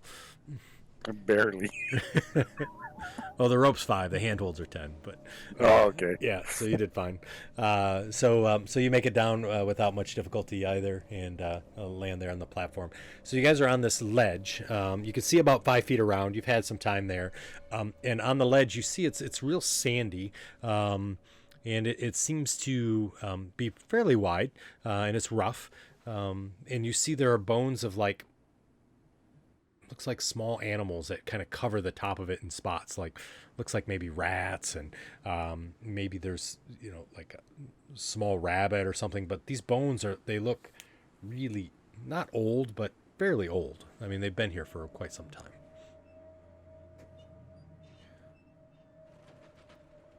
So I'll take just my quarterstaff and like see if I can like touch anything if I like reach over the edge with it. Yeah, so as you kind of feel, you can kind of feel the edge. The ledge itself is about 25 feet wide at this point. And as you kind of go out further out, as you kind of follow out away from the edge of the crevasse, it goes about 20 feet. But as you get towards that edge to feel where that edge is, you see there's some stairs that have been cut into the side of the east side of that ledge that seem to go down. Okay, stairs. Stairs are better than, rope. I'm gonna go ahead and cast Mage Armor. while Okay. I'm waiting. Probably a good idea. Alrighty. Anybody else? Anything else looking for? I see C4 stepped away for a second. He's usually in the front, too. Usually is, isn't he? Oh, I better head down with Tharian, because really she's kind of tiny. All right. So as you kind of reach to those footsteps, you see that there's some footprints that are in the dirt there, and they're humanoid that you see there, and they appear to be fairly new, maybe a couple weeks old, to be honest with you. And you see they appear to be some sort of either a metal boot, and some of them are like a leather shoe and whatnot. And then you see tiny other little sort of smaller footprints of smaller shoes of sorts, or even it looks like a footprint of like 4 toes in the sand, if that makes sense, in the dirt. And those are probably a couple feet wide that you see. And there's numerous of those kind of all over the place.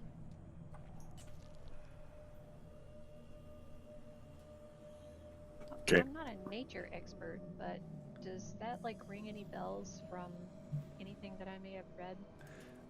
Potentially. It would probably be under nature is what I'd probably have you roll if you would be interested. So you can think of numerous amounts of creatures that potentially could have that sort of footprint there. But it's hard to tell, are they bimodal? Do they walk on all fours? It's difficult for you to interpret from this, so you're unable to really tell what type of creature that is from. Okay, that makes sense. Mm-hmm. What about you, Stoney? Do any of those look familiar? Do you recognize? I don't know. I'll take a closer look. All right.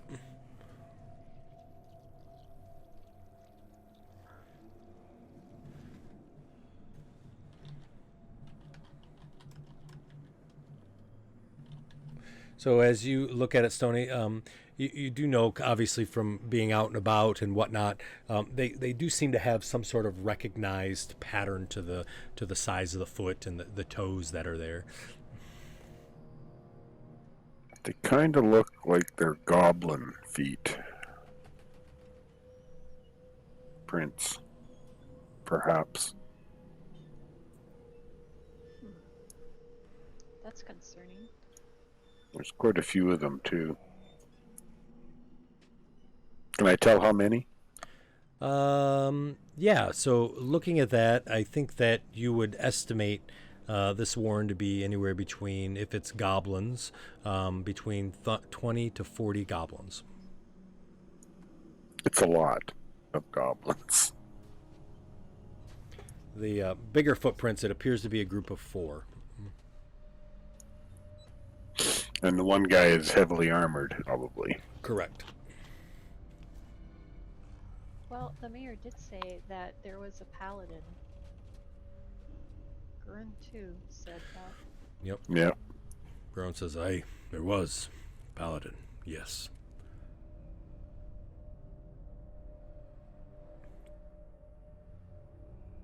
Well, I think we should carry on following these footprints. All of them. So as you continue down, it's easily to descend. It's not, you don't have to have any sort of rolls or anything, but you see that these 5-foot wide stairs, they continue to descend, and as they do, they descend down about 15 feet, and then they switch back, and they go down another 15, 20 feet, and then they switch back again, another 15, 20 feet. And as you continue down, for the last step, so it's probably about 70 feet or so that you figure you probably walk down. In the last 10 or 15 feet, you do see that you kind of come out of this cloud bank, or 20 feet, we'll say, actually. And as you do, you see this large fortress sort of emerges from the darkness. And there's this sort of subterranean citadel. It appears to be quite impressive, but it also seems as if it's been pretty long and forgotten. You see that there are windows and there's no lights in them, and the crenulations and the parapets on the top are cracked, and you do see there's some leaning towers that are sort of leaned up against each other, and things are quiet, like really quiet here, and there's this cold sort of breeze that kind of blows through underneath this cloud cover that's here, and you get this scent of like dust and almost like a little bit of decay or rot. You just kind of just a whiff every once in a while where you get that smell of something is dead or dying down here. The light here, though, however, is quite dark at this point, and you do feel that likely you would need some sort of a light torch to be able to really see other than the shadows. Even though I gave you a pretty good description. So even with dark vision, it's Dark still vision's just okay. Yeah. Okay. Yeah, dark vision will work. It's just it's the lighting is low enough that if you don't have dark vision, you may need some sort of a light source. I thought I had dark vision, but I don't. So Okay. Do you The have robot doesn't have dark vision. I thought I had it, but unfortunately, Greg doesn't seem to have Unearthed Arcana. So when I click on my race, it doesn't pop up with anything. Oh, let me look. Hang on one second. Or maybe off of D&D Beyond or wherever you can grab it. So I'm not sure. I did a real quick search online, but what I found was old stuff, I think. Okay, gotcha.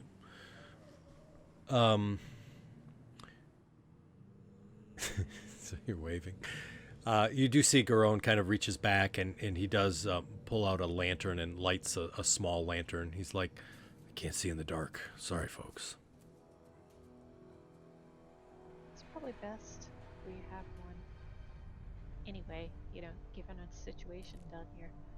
Sorry if I mess up your vision. I can still see. Good.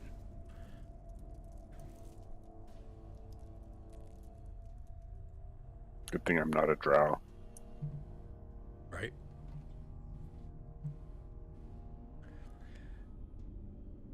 Doesn't look like they've got dark vision. Nope. I'm guessing I don't. Otherwise, I think it would have been on the character, but Yeah, probably would have.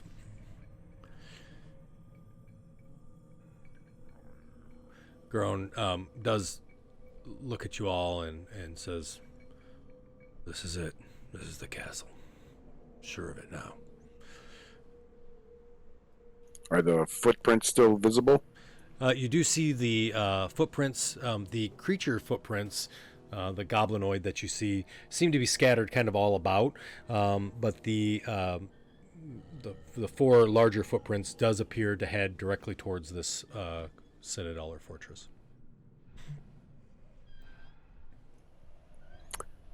Well, I guess we should carry on.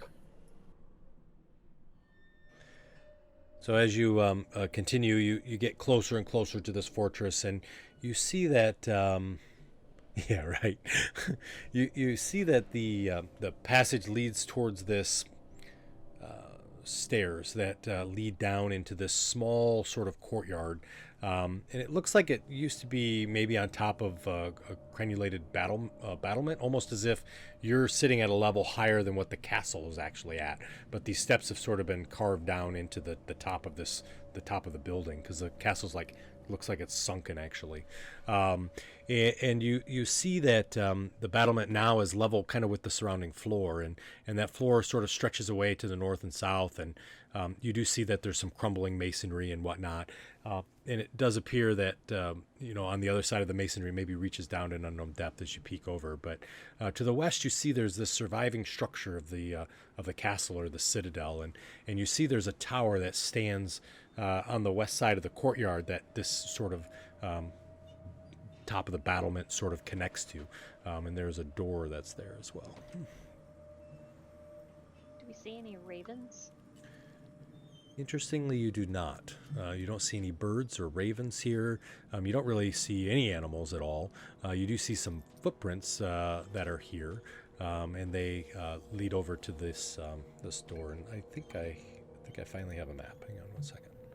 Go the whole Greg, session. is it dark enough that it literally we can't see, or can we see like 5 feet or 10 feet in front of us or something? You can see about 5 feet in front of you. I think it's dark enough that you could see shadows and things, but I think more than that, it would be difficult to see. Okay. It's quite dark. Do you want a torch? And Garone does have a lantern too, just so you're aware. Okay. Yeah, so that's giving off some light for us, right? Yeah, exactly.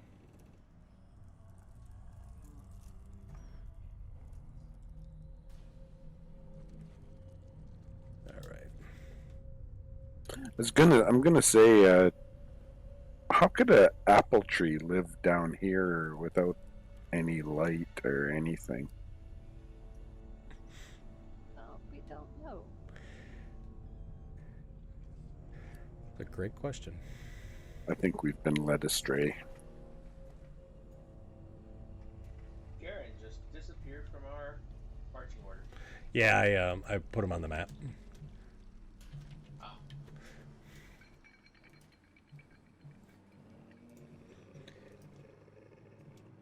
That's because he turns into a werewolf. Yes, Aw. right. Just wait till you guys go to sleep, till it's his watch. All right, you guys are in the bottom right. He's going to have a long wait then. Right, exactly. So this is that that courtyard that you see. Those are the stairs going down. That door that you see is sort of the wall of the tower as it goes up, and there's a door that's there to enter in. You don't see anywhere else. Off to the north, it kind of collapses off into the distance. The floor does, and over here to the south is kind of the direction you sort of walked over to it.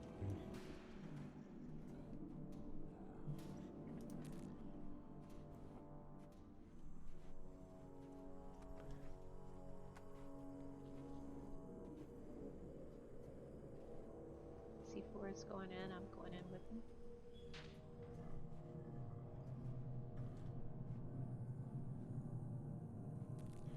So as C4 steps there, there is a large pit that he falls into.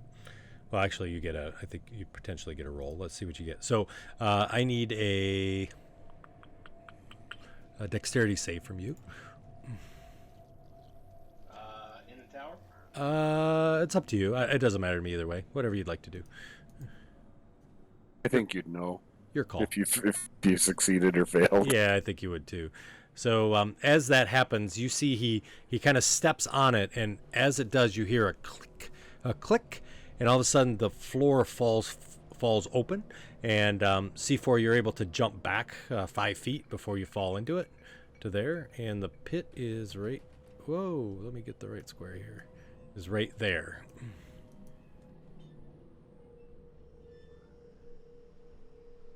And you see the door kind of flies open, and then as you kind of sit there, after about 30 seconds or so, it goes and it snaps back shut. So he stepped on it, and then the door opened? The pit, the pit trap opened. Gotcha. Yeah, that's what I meant. The floor door, the door on the floor, whatever, opened, and then clicked back up again. I turn around and look at Aaron, and I point down at the floor and make a slashing motion across my throat. Want to kill it? And actually, I'm sorry, I'm going to move you back 5 because I have it wrong on the map. It should be right there. Well, I went the right way. Right. I was just moving out of the way for other people to come in.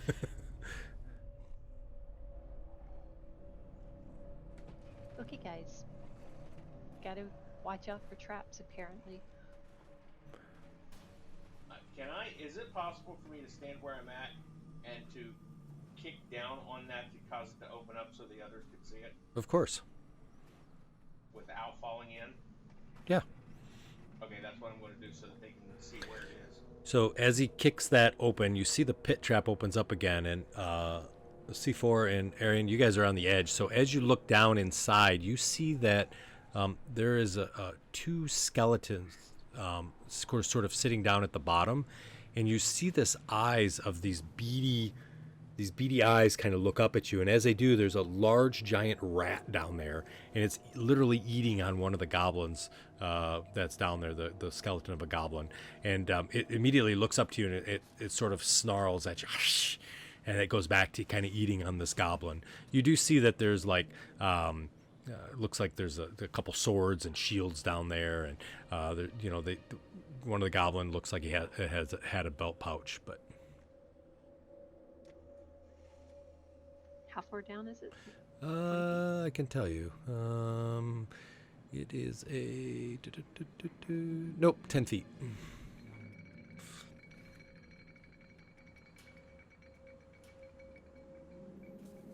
No spikes. No spikes. Somebody want to go down there and see if there's anything useful? And then it clicks back up and is closed again. Yeah, I don't think so.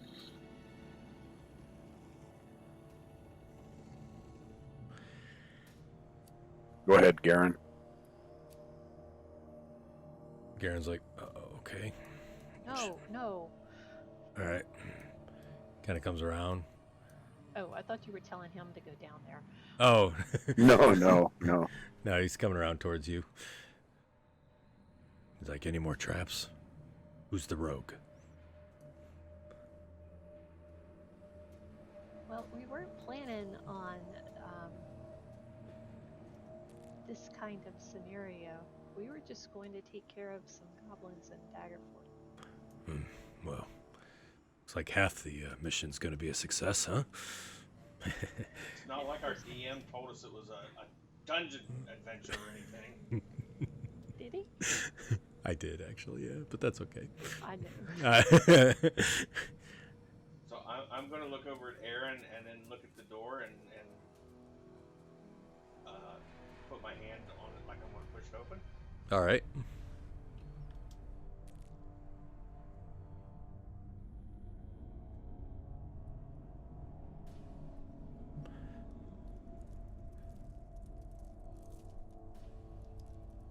going to look back at Aaron again. They're all looking at you. You're going in? You I'll were push open successful the in finding that last trap. I'll push open the door. All right. So as you push open the door, you see that it opens up into a large sort of circular area that's kind of cobbled with cracked granite. And you see there's a sprawl of bodies that are laying in the floor itself. I'm trying to get this circle. Hang on one second. Oh my God, that's terrible. I need to redo that. So there's bodies that are kind of laying there, and you see that there are two doors, one on the northwest wall, and there's one on the southwest wall. That's still terrible, but it's better. So anyways, and they appeared that they were apparently slain in combat, and one corpse kind of stands with its back against the western wall with the spear that killed it, skewering it and holding it upright. You do see that there's the wooden doors that I talked about, the one that you just came through, and then there's two others that I described. And let me see, what else do they have? And you see that the tower is kind of built of some loose masonry. It looks like the stones have sort of moved, and it goes up about 30 feet into the air, but any sort of floors or stairs that were in this tower are gone, except for a couple ledges that you see.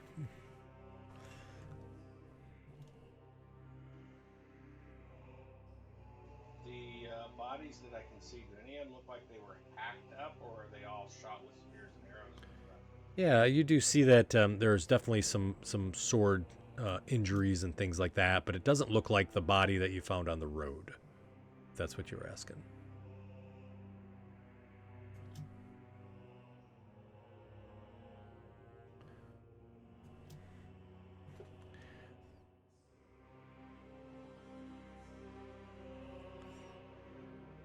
I'm going in as quietly as I can. Okay. So you guys kind of move through. Garone kind of comes behind, and he goes, more goblins. Yeah. So you hear C4 is literally like stomping through the room. I can't roll anything but. I know, right? Ones and threes. Ones and threes. So as you look at the bodies, you do see that these bodies actually look like they've been dead for quite some time. The rats have sort of gnawed at them, and you even see that the bodies have been looted, and there's nothing on the bodies at all.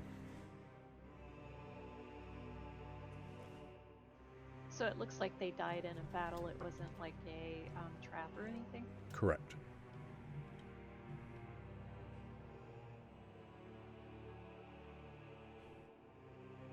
And you see the three bodies that are there, and then there's a fourth one that's sort of stuck to the wall with a spear into him. Yep, right there, that's the one. Take a look at this one. Alrighty. Is it just a normal spear? It is a normal spear. It looks like the spear, the point of it is right in the grout in between two stones. It's pretty amazing shot, whoever did that. It's very, very impressive. Would be impressive if it was intentional, that's for sure. Right?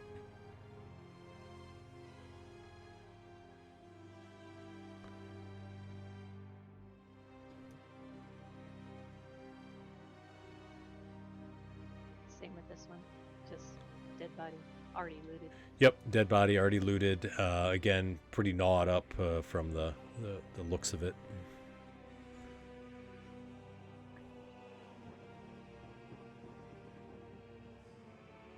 I'm gonna look at Stony and then look at the door.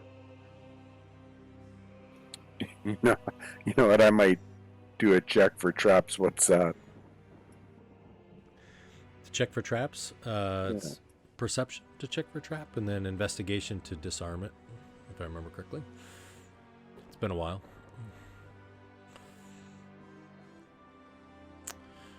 I don't have anything. I need to get my whisper list back, my list of things. You don't perceive any traps on the door.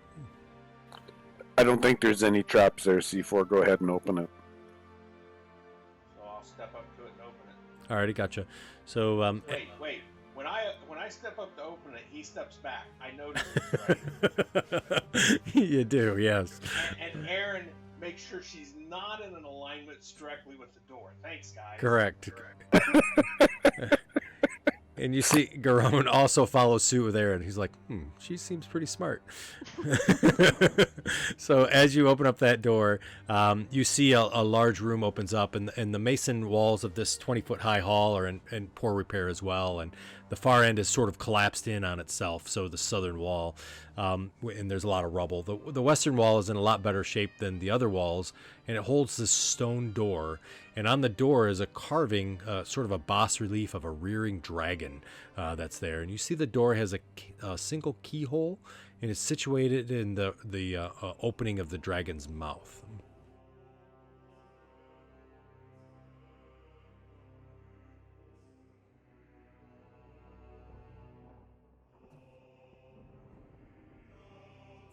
Drone looks back at Snortle and Aaron and says, "This doesn't look very good, does it?" Well, we don't know yet. I'll check it for traps too.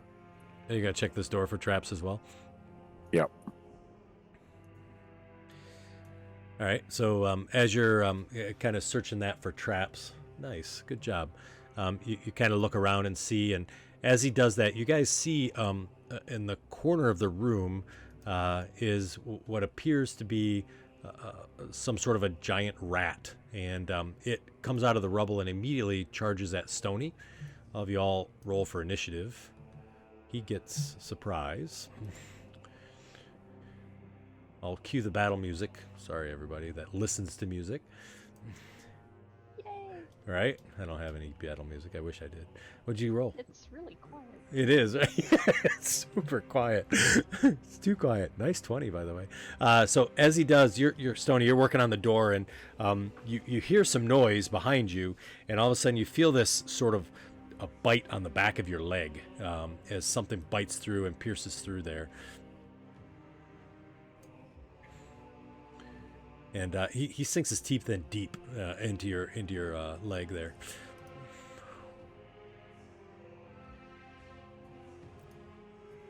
It feels. All right, I'm just going to cast Firebolt. All right. It feels unnatural with not having music. So would you cast Firebolt?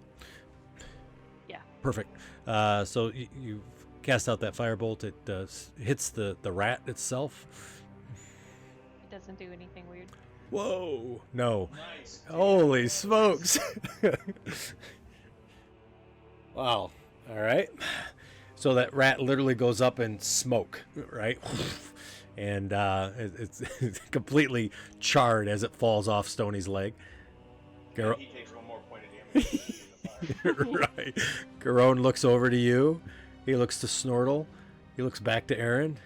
He goes, "Whoa. It's just a rat." Wow.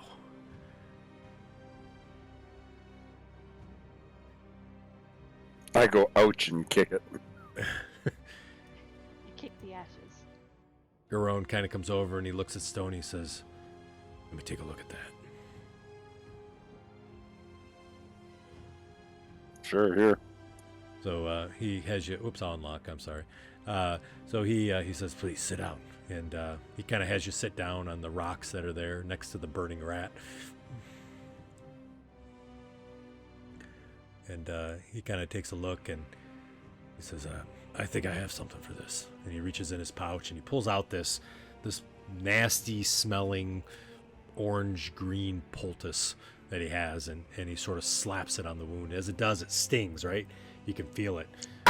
Yeah, right? And he kind of puts his hand up, and you see he sort of reaches in a pocket with his other hand, and he has his hand there, and he says, "This will heal you, I promise. It'll make it better. I know it hurts. Bear with me, okay?" And Sure. he heals you for 4 damage. Says, "See? Nice. Thank Better, you. Better, right?" He takes his Yeah. hand out of the pocket and he stands up and he stumbles just a bit and he says, "Oh, I'm not used to that," and kind of steps back. I pat him on the shoulder as he steps up there. He looks to you and he smiles and he says, "Thanks, Gort." I say thanks, Garen. Did I find any traps? No problem. So, with all the distractions, you didn't see any traps. Door looks clear of traps, C4. I'll step up and try and open it. Alrighty. So as you reach for the door to try to open it up, the door opens with a hissing noise and a puff of dust around the door that indicates the chamber behind has probably been sealed for ages. As you peek in, you see that there's dust that's long undisturbed that covers every surface of this gallery. Actually, you probably needed a key, but hang on one second. I think I apologize. I went the wrong way. So you can't. I'm sorry. It's locked. I apologize. So I forgot there was a key in the keyhole in the door. Wait, I am the keymaster.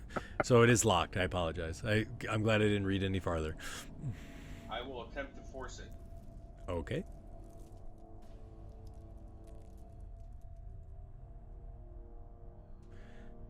So you see Gort kind of bangs against it, right? Are you banging or just pushing? Sorry. Pushing really hard. Okay, so he pushes and nothing happens.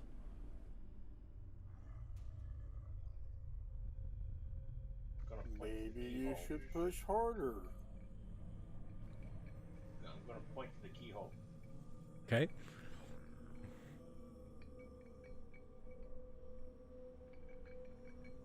Yeah, that's where a key goes. Anybody got a key?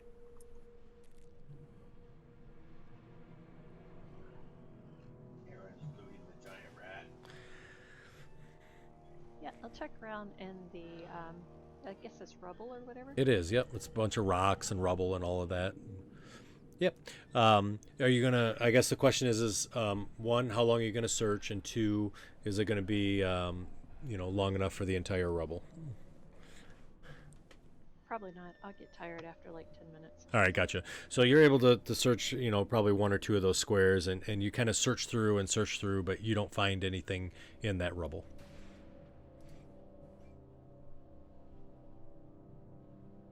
Well, there is another door. I shake my head yes. I'll wait for everybody to get out here and then I'll check it for traps. Alrighty.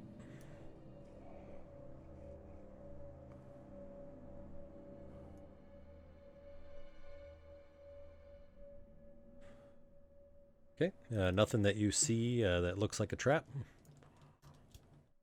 Looks clear, C4.